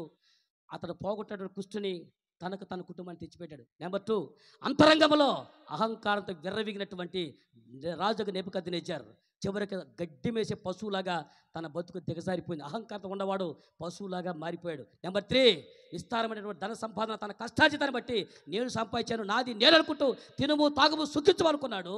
తన ప్రాణాలే పోగొట్టుకున్నాడు. అతను మూల కారకుడైనటువంటి దావీదు ఉన్నాడే, ఈ దావీదు ప్రభువా నువ్వు చేసిన ప్రతి మేలుకి కృతజ్ఞతాస్తుతులు చెల్లించాడే. వాళ్ళందరూ ఒక్కొక్కరు తెచ్చుకున్నారు కదా, మరి దావీదుకి ఏం తెచ్చాడు కూడా చెప్పాలి కదండి. దేవుడికి దావీదు కృతజ్ఞతా స్తోత్రాలు చెప్పినందుకు గాను, దావీదు గుండెలెండా కృతజ్ఞత ఉన్నందుకు గాను దావీదుకి ఇచ్చినటువంటి బహుమతి ఏంటో దేవుడు దావీదుకి ఇచ్చిన మీకు తెలియాలంటే చివరాఖరి గ్రంథమైనటువంటి ప్రకటన గ్రంథం 22వ అధ్యాయం చదవండి, 16వ వచనం. దావీదుకు వచ్చినటువంటి కృతజ్ఞత కలిగినటువంటి వాడి యొక్క జీవితం ముగింపు దశ ఎలాగ ఉంటుందో చదువునానా. సంఘముల కోసము ఈ సంగతులను గురించి మీకు సాక్ష్యం ఇచ్చినకు యేసు అను నేను నా దూతను పంపి ఉన్నాను. నేను దావీదు వేరు చిగురుని సంతానమును ప్రకాశమానమైన, ఇప్పుడు మీ తలలో పైకి ఎత్తుకొని ఆత్మదీపాలు వెలుగుతా ఉండేవండి. ప్రకటన గ్రంథం చివరాఖరు యేసుక్రీస్తు ప్రభువారు ప్రత్యక్షత ఇస్తూ ఆయన పరిచయం చేసుకుంటే ఎవరు తెలుసా, నేను దావీదు వేరు చిగురుని అన్నాడు. ఎవరండి? యేసుక్రీస్తు ప్రభువే స్వయముగా దావీదుకు నేను సంతానాన్ని అని చెప్పాడండి. మీరు చెప్పండి, ఇప్పుడు నాకు ఎమ్మెల్యే గారు తెలుసు అంటే గర్వంగా ఉంటుందా? ఎమ్మెల్యే గారికి నేను తెలుసు అంటే గర్వంగా ఉంటుందా? సరిగ్గా చెప్పండి. నేను వచ్చి ఎమ్మెల్యే గారు నాకు తెలుసా అంటే మీరు ఏమంటారు, అబ్బో బోడు మంది తెలుసులేరు అంటారు. అదే ఎమ్మెల్యే గారు రవీంద్ర గారు నాకు తెలుసు అంటే మీరు అబ్బో మనోడికి ఆయన తెలుసు అంటారా అనుకుంటారు. అవునా? పెద్దోళ్ళకి చిన్నోడు తెలిసాడంటే ఎంత ఆనందంగా ఉంటుంది కదండి. దావీదు నాకు దేవుడు తెలుసు అని చెప్పట్లేదండి, ఇక్కడ దేవుడే పరిచయం చేసుకుంటున్నాడు. ఏమని తెలుసా, నేను దావీదుకు సంతానాన్ని, దావీదుకు చిగురుని అని. దావీదు పేరు ఏడ రాసి తెలుసా తల్లి? అమ్మా దావీదుకు ఒక రోజు మంచాన్ని బట్టి జ్వరం వస్తే ఊరందరూ వచ్చి అంటారు, రే ఏందిరా దావీదు కూడా పని అయిపోయిందంటగా, దెబ్బకు దేవాలయం తీసినట్టుగా, మరి ఏంటి ఎవ్వరవరా అని దావీదు మంచాన్ని పడ్డాడు, వాడికి లెగవడు, ఆ పేరు తుడిచిపెట్టుకుపోయింది అని చెప్పారు. ఎవడ్రా భూమి మీద దావీదు పేరు తుడిచిపెట్టే మనగాడు? ఈ భూమి మీద ఉన్నంత కాలము కాదు, భూమి ఆకాశములు అయిపోయినా, ఈ సర్వలోకము నశించిపోయినా దావీదు పేరు తుడిచే దమ్ముండేవాడు విశ్వ చరిత్రలో ఇంకెవ్వడు లేడండి. ఎందుకు తెలుసా, దావీదు పేరుని యేసు ప్రభువే రాసుకున్నాడండి. నేను దావీదు చిగురుని అని. దేవుడి స్తోత్రం కలుగును గాక. దావీదు పేరు తుడిచిపెట్టాలంటే యేసనే దేవుడు తీసేయాల. ఇది తీయటం అసంభవం. కాబట్టి ఆది అంతటి దేవుడే దావీదు నేను చిగురని ఆ నుదుటి మీదే దావీదు పేరు రాసుకుని చెప్తున్నానంటే, ఇప్పుడు దావీదు పేరు తుడిచిపెట్టాలి ఎవరి తరం అవుతండి? ఆ పేరే దేవుడే పెట్టుకుని చెప్పుకుంటాడంటే అర్థమైందన్నా. నీ పేరు నా పేరు మా అయితే జీవగ్రంథం వరకు వెళ్తేమో, కానీ దావీదు పేరు దేవుడి నుదుటి మీదకి రాసుకున్నాడు. నేను దావీదు పేరు చిగురని. కృతజ్ఞత కలిగిన వాడి జీవితం ఈ భూమి ఉన్నంత వరకు కాదు, భూమి ఆకాశం లైవ్ అయిపోయినా ఆ పేరు తుడిచిపెట్టలేరు. దేవుడికి మహిమ కలుగును గాక. కాబట్టి తల్లి చిలక ఒకటే, నీ యంత్రాంగం సంవత్సర కాలం అంతా దేవుని సన్నిధిలో కనపడండి. యవ్వన కాలం బిడ్డలు మరి ముఖ్యం చెప్తున్నాను, దేవుని సన్నిధికి రావడానికి ప్రయత్నం చేయండి. నీ వయసు ఎంతకాలం ఉంటావు చెప్పండి? యవ్వనంలో ఏమైనా పాతుకుపోయి కూర్చుంటావా చెప్పండి? యవ్వన కాలం దశ పోతే ఎందుకు పనికిరాని రోజులు దేవుడి దగ్గర రావటం కంటే యవ్వన కాలం మంది పుట్టిన బిడ్డలు బలవంతుని చేతిలో. కాబట్టి శత్రువుని సాతాను గుండెలు చేర్చుకోయాలంటే యవ్వన కాలం దేవుళ్ళు పుట్టాలి, యవ్వన కాలం దేవుళ్ళు వాడబడాలి. కాబట్టి యవ్వన కాలం బిడ్డలు దేవుని చేతికి అప్పగించండి. ఆయన బాణాలుగా సంధిస్తాడు. కాబట్టి వచ్చినటువంటి మనం కూడా మీ హృదయాంతరంగాలు నువ్వేమనుకుంటున్నావో ఆలోచించండి. పరాయి సొమ్ము కోసం పరిగెత్తుతున్నావో, లేదా ఉన్నటువంటి దాన్ని బట్టి అహంకారం విర్రబీగుతున్నావో, దేవుడికి వచ్చిన కష్టార్జితాన్ని దాచుకుని నేను తినుము తాగు సుఖించుకు బతుకుతున్నామో, ఇలాంటి బ్రతుకులు నువ్వు అనుకున్నావా? భవిష్యత్తు వాళ్ళకలాగానే మన బ్రతుకులు శాపగ్రస్తవుతాయి. అలా కాకుండా దేవుడి సంఘరాజ్యం కొరకు పాకులాడి పోరాడి దేవుడి కొరకు కృతజ్ఞతాస్తుతులు చెల్లించి అంతరంగంలో తన అంతరంగం సమస్తమా ఆయన చేసే ఉపకారంలో దేనిని కూడా మరువద్దని చెప్పినటువంటి దావీదు యొక్క చరిత్ర ఎలాగున రికార్డులకు ఎక్కేసి చరిత్రను తిరగరాసి దావీదు యొక్క వంశాన్ని యుగ యుగాలు రాజ్య పరిపాలన చేస్తున్నారో, ఎలాగున సర్వోన్నత దేవుడే దావీదు పేరు పెట్టుకుని బ్రతుకుతున్నారో, ఆ జీవనం ఆయన ప్రత్యక్షిస్తున్నాడో, అలాంటి జీవము కృతజ్ఞత కలిగిన భావంతోనే వస్తుంది. కనుక ఇక మన హృదయాంతరంగాల నుంచి ఇక మీ హృదయం అంతా ఏమనుకుంటున్నారు? తొందర ముగించాడు పెడితే ముగింపు ప్రార్థన కొంప బోధం అనుకుంటున్నాం. అనుకోకండి, ఇప్పుడు ఎలా అయితే అనుకున్నారు. కానీ ఇక ఈ సంవత్సరం అంతా దేవుడు చేసినటువంటి కార్యాలు ఒక్కొక్కటి తలపోసుకుని గుండెల నిండా కృతజ్ఞత ఉండండి. కొత్త సంవత్సరంలోకి లోపలికి అడుగు పెట్టేటప్పుడు ఆ పాత హృదయాన్ని తొలగించి నూతన సంతోషం కృతజ్ఞత బాధ అడుగు పెట్టండి. రాబోయే సంవత్సరాలు మీకందరికీ మేలుకరంగా దేవుడు మార్చుడుగాక. అవకాశం ఇచ్చిన సేవకుడికి, పెద్దలకు, గురించి మీ అందరికీ పేరు పేరున మన ప్రభువు యేసుక్రీస్తు నామములో శుభాభివందనాలు. దేవుడి మాటలు దీవించునుగాక. ఒక చిన్న ఇక వాక్యం కాదు, చిన్న ఒక ప్రకటన సేవకుడు పర్మిషన్తో చెప్తున్నాను. ఇప్పటి వరకు నేను మీ దగ్గరకు గంట సేపు పైన వాక్యం చెప్పాను. కాబట్టి మీరు నా కొరకు, నా మీద అభిమానంతో, దేవుడి మీద ప్రేమతో నా కొరకు మీరు ఒక పని చేస్తారా? మీ దగ్గర సెల్ ఫోన్లు ఉన్నాయా? ఒకే నిమిషం. మీ దగ్గర సెల్ ఫోన్లు ఉన్నటువంటి వాళ్ళందరూ సెల్ ఫోన్ తీయండి. నాకేమి ఇవ్వద్దులే, నా బిల్లు నేను కట్టుకోలేను, మీ బిల్లు ఎడగట్టను. రైట్, సెల్ ఫోన్ తీయండి. ఒక చిన్న విషయం చెప్తాను. ఆగస్టు 31వ తారీఖున నాది హ్యాపీ బర్త్డే. ఆ రోజు దేవుని కృపను బట్టి దేవుడి యొక్క ఆత్మ ఎన్నో సంవత్సరాల నుంచి నాలో ఆశ దేవుని కొరకు పాటలు రాయాలని. ఆ పాటలు రాసి రికార్డింగ్ చేయడం ఇవన్నీ కష్టం అవుతుంది కాబట్టి దాన్ని చేయలేకపోయాను. కానీ ఆగస్టు 31వ తారీఖున అదే రోజున దేవుడు పాటలు ప్రేరేపించి నాకున్నటువంటి ఆ కృపను బట్టి పాటలు రాశాను. అదే దినం రికార్డ్ చేశాను. అప్పటి నుంచి ఇప్పటి వరకు అనగా క్రిస్మస్ 25వ తారీఖు వరకు 15 పాటలు రాసి వాటిని రికార్డింగ్ కూడా చేసి యూట్యూబ్లో పెట్టాను. కాబట్టి క్రిస్మస్ సాంగ్ మీరు ఖచ్చితంగా ఇన్నోండ్రని నాకు తెలుసు. అందుకని నేను ఛానల్ పేరు చెప్తాను, మీరు యూట్యూబ్ ఛానల్ ఓపెన్ చేసి, అందుకే ఒక నిమిషం దాటితే మళ్ళీ పెట్టేదురు. కానీ మీ సెల్ ఫోన్ ఉన్నటువంటి వారు సెల్ ఫోన్ తీసుకోండి. ఫోన్ లేనటువంటి వారు పెన్న కాగితం తీసుకోండి. మొహం ఎంత చూస్తారే, ఏదో ఒకటి చేయండి. పెన్న కాగితం తీసుకోండి. తర్వాత ఇంటికి ఫోన్లు ఇంటికాడ పెట్టి వచ్చేటువంటి వాళ్ళు, ఇప్పుడు వరకు ఫోన్ తీసుకున్నటువంటి సర్చ్లోకి వెళ్ళండి. యూట్యూబ్ సర్చ్లోకి వెళ్ళి అక్కడ MCM, మళ్ళీ చెప్తున్నాను, M మహోన్నతుని చేరే మార్గము, MCM మెల్లిగా చెబుతున్నా, స్పేస్ ఇచ్చినా పర్లేదు, యేసు అని రాయండి. YESU MCM యేసు టైప్ చేస్తున్నారు అందరూ, టైప్ చేయండి లేదా రాయండి. చెప్తున్నాను మళ్ళా, MCM స్పేస్ ఇచ్చి యేసు YESU సెర్చ్ కొట్టండి. నా ముఖం వచ్చిందా? తలలో గుద్దుకొద్దండి అంటే సబ్స్క్రైబ్ చేయమని. ఇప్పుడు మీరు సబ్స్క్రైబ్ చేశారా? సబ్స్క్రైబ్ చేసి అందులో పెట్టినటువంటి నూతన సంవత్సరం దయాకిరీటి మీద కూడా పాటను మొన్న 3 రోజుల క్రితం అప్లోడ్ చేశాను. క్రిస్మస్ పాటలు ఉన్నాయి, అలాగే ఇక నూతన సంవత్సర గీతం కూడా ఉంది. మీరందరూ ఆ పాట వినండి. ఆ పాటను మీరు లైక్ చేయండి. ఇంకో మాట కూడా చెప్తున్నా, దాన్ని మీకు బాగా నచ్చి దేవుడు మీకు ఆత్మతో కదిలిస్తే అందులో మంచి కామెంట్, మన ఊరి పేరు పెట్టి కామెంట్ పెట్టండి. నచ్చకపోతే ఫోన్ చేసి తిట్టండి. అంటే అక్కడ తిట్టే బాగోదు కదా, మీరు అక్కడ తిట్టారనుకో, మీరు అక్కడ మనం తిట్టుకున్నట్టు ఉంటుంది. ఆ తిట్టాలను కోపం మీద ఫోన్ చేసి తిడితే LIC ఏజెంట్ లాగా ఎన్ని తిట్టినా నవ్వుతూ ఉంటాం. అర్థమైందా? పాటలు ప్రోత్సాహకరంగా ఉండటానికి రాబోయే దినాల్లో ఇంకా అనేకమైన పాటలు ఆయన కొరకు రాయటానికి, రికార్డింగ్ బయట ఎక్కడికి వెళ్ళవసలు, మనమే పాటలు రాసాం, మనమే రాసేసాం, మనమే పాడేసాం. రికార్డింగ్, మ్యూజిక్, ఎవ్రీథింగ్ అంతా మనమే. అర్థమైందా? కాబట్టి అది దేవుడి కృపను బిడ్డ ఆర్టిఫిషియల్ ఇంటెలిజెన్స్ టెక్నాలజీతో మ్యూజిక్ని కంపోజ్ చేసి ఇలాగున పాటలు చేశాను. మీరు వినండి, ఆదరించండి, మీ స్నేహితులు అనేక షేర్ చేయండి. అందరూ కూడా దాన్ని ప్రోత్సహించడానికి ప్రయత్నం చేయండి. దేవుని చిత్తమైతే, ప్రభు అక్కడ ఆలస్యమైతే మరొక నూతన సంవత్సరంలో చక్కగా కలుసుకుందాం. అంతవరకు మీ అందరికీ వందనాలు. మీ అందరికీ అడ్వాన్స్గా నూతన సంవత్సర శుభాకాంక్షలు. God bless. మరి ముఖ్యంగా మా స్నేహితులైనటువంటి దేవుని సేవకులకి అలాగే విషయం తెలియజేస్తున్నారు. వారి కుటుంబం, వారి సంతానము రాబోయే దినాల్లో అంతకంతకు వర్ధిల్లాలని మనసారి కోరుకుంటాను. God bless. రైట్. మంచిది. క్రీస్తునందు ప్రేమైనటువంటి దేవుని బిడ్డలారా, దేవుని కృపలో ఇప్పటి వరకు కూడా మనము చక్కగా విని ఉన్నాం. దేవుని సన్నిధిలో 4 విషయాలు, 4 వ్యక్తులను గురించి దేవుని సేవకులు జ్ఞాపకం చేశారు. మొదటిగా గెహజీ, రెండవదిగా నెబుకద్నెజర్ రాజు అయినటువంటి నెబుకద్నెజర్, మూడవదిగా ధనవంతుడు, చివరిగా దావీదు మహారాజు జీవితమును చక్కగా వివరించి మన ఆత్మీయ జీవితానికి యవన ప్రాయంలో దేవుని సన్నిధిలో దేవుని మేలులను ఎలాగ పొందుకోవాలో ప్రతి విషయాన్ని కూడా చాలా చక్కగా క్లుప్తముగా మనకు అర్థమైనటువంటి రీతిలో వివరించినటువంటి బ్రదర్ తెనాలి రవీంద్రబాబు గారికి మా సంఘ పక్షముగా, మా కుటుంబ పక్షముగా మరొకసారి వదనాలు చెప్తూ ఉన్నాను. అందరికి కూడా చప్పట్లు కొడదాం. దేవుని కృపలో, దేవుని చిత్తమైతే, దేవుని రాకడ ఆలస్యమైతే మరొక పర్యాయం దేవుని సన్నిధిలో మనకు గడిచిన సంవత్సరంలో మరి వేసవి కాలంలో మీటింగ్లు అరేంజ్ చేసుకున్నాం. అలాగన దేవుని చిత్తమైతే మరొకసారి మరి ఆ కార్యక్రమాలకు అన్నను ఆహ్వానించడానికి దేవుడు కృప చూపించి దీవించునుగాక.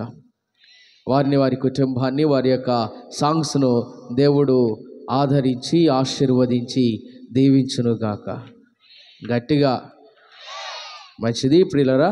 మరి దేవుని కృపలో ముగింపు ప్రార్థన చేసుకుందాం. చేసుకునే ముందు మన మధ్యలో ఇంత చక్కనైనటువంటి వర్తమానాన్ని వివరించినటువంటి అన్నకు రవీంద్రబాబు గారికి చిన్న సన్మానం, సత్కారము మరి ఏర్పాటు చేయబడి ఉంది. సంఘ పెద్దలు ముందుకు వచ్చినట్లయితే డెలిగేట్ గారు, సంఘ పెద్దలు ఉన్నవారు త్వరగా వేదిక వెనుక వచ్చినట్లయితే ఈ చిరు సత్కారము వారికి మరి ఏర్పాటు చేయబడి ఉంది కనుక వారిని ప్రేమతో ఆహ్వానిస్తూ ఉన్నాం. సంఘ పెద్దలు అందరూ ఉన్నారు, వారందరూ కూడా. డెలిగేట్ గారు.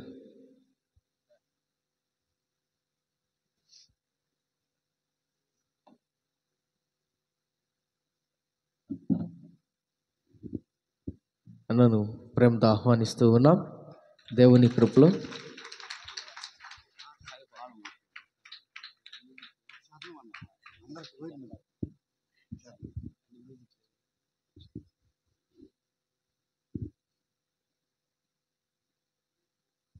ఒకటి సరే ఒక పల్లవి.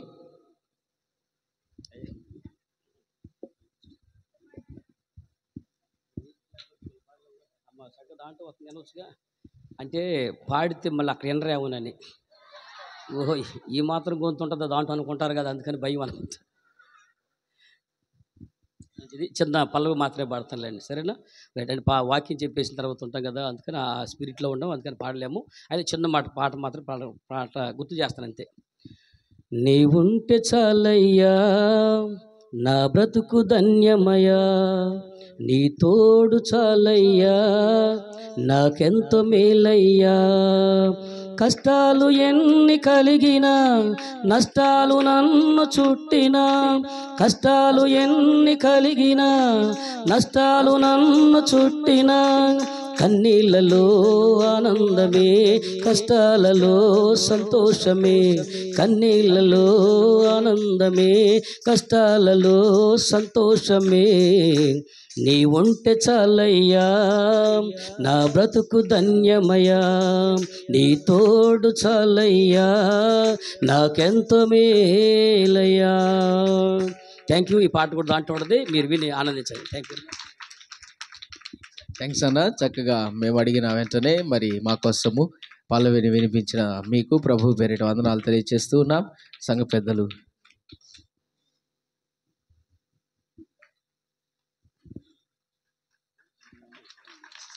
చప్పట్లు కొడదాం గట్టిగా.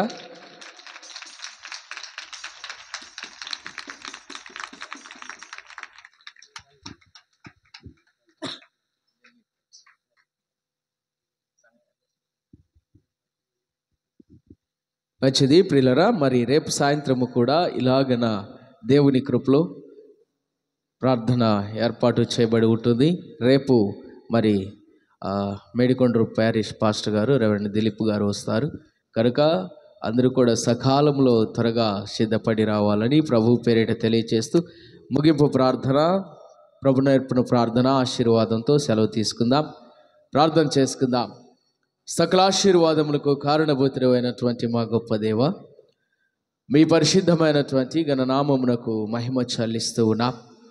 కృపాసత్య సంపూర్ణుడైన సర్వాధికారివి, సృష్టికర్త, నీ ఆత్మ కార్యాలు మా జీవితములలో ఎన్నో జరిగిస్తూ దీవిస్తూ క్షేమమును ఆరోగ్యమును దయచేసి ప్రభువా ఈ 2024వ సంవత్సరము నాయన యేసయ్య చివరి దినాలలోనికి మమ్మలను నడిపించి క్షేమమును అనుగ్రహించి నాయన యేసయ్య ఎదుగో తండ్రి ఇటు రీతిగా మీ ఆత్మ బలముతో మీ జ్ఞానముతో నింపి క్షేమాభివృద్ధిని దయచేసిన విధానాన్ని బట్టి మీకే స్తోత్రాలయ మీకే స్తుతులు చెల్లిస్తూ ఉన్నాం.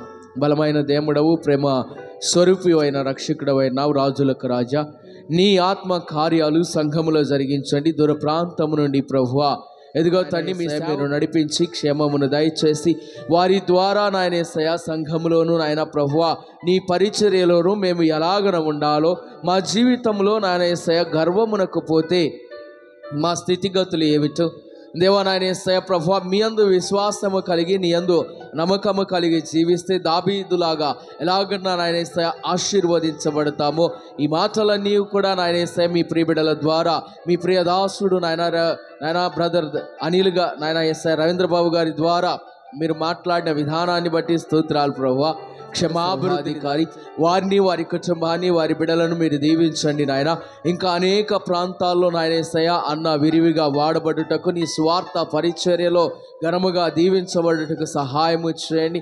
అనేకమైనటువంటి ప్రాంతాల్లో నాయన యేసయ్య వారు స్వార్థ పరిచర్య చేస్తూ ఉన్నప్పుడు రాకపోకల యందు తండ్రి మీరు తోడుగా ఉండండి నాయన యేసయ్య. నీ రాకపోకల యందు యెహోవా తోడుగా ఉంటాడన్నటువంటి నీ లేఖనాన్ని నాయన యేసయ్య అన్నకు తోడుగా వచ్చి దీవించి క్షేమాభివృద్ధిని దయచేయమని ప్రార్థన చేస్తున్నాం. కనికరమును చూపించువాడో క్షేమమును అనుగ్రహించు మహోన్నతుడా.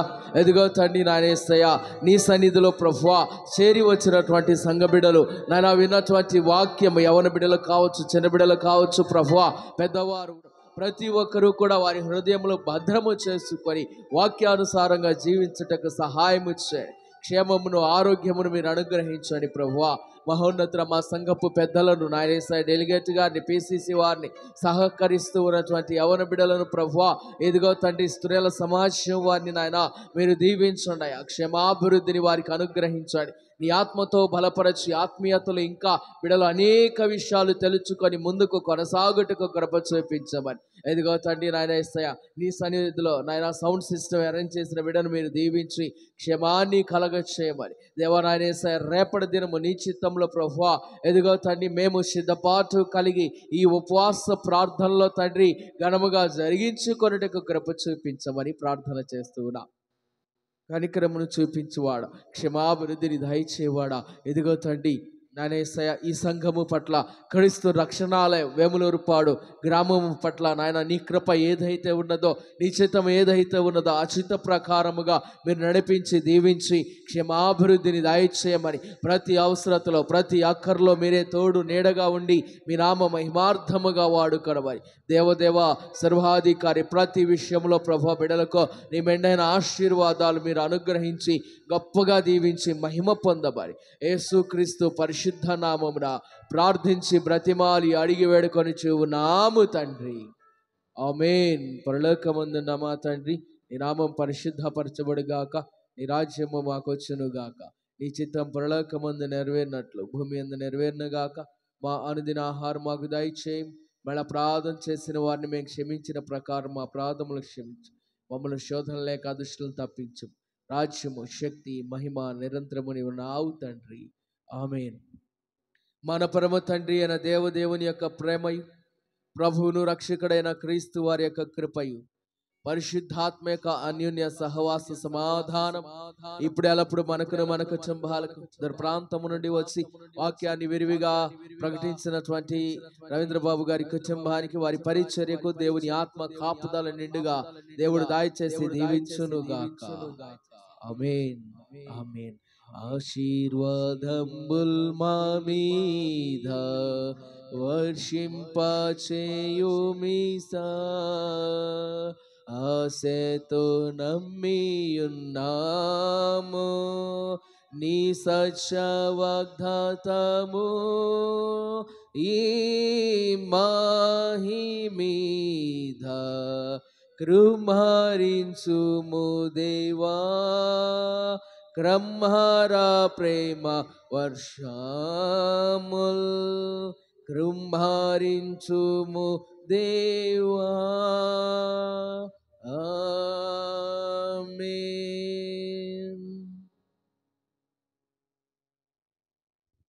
అందరికీ కూడా ప్రభు పేరిట వందనాలు తెలియజేస్తున్నాను. మరొకసారి మన మధ్యలోనికి వచ్చి ఇంతటి చక్కనైన వాక్యాన్ని వివరించినటువంటి రవీంద్ర బాబాకు మరొకసారి థ్యాంక్స్ చెప్దామా చప్పట్ల ద్వారా? ప్రభు పేరిట మీ అందరికీ వందనాలు. రేపు సాయంత్రం మరలా అందరము కలుసుకొని దేవుని నామాన్ని స్తుతించి గణపరుద్దాం. అందరికీ వందనాలు.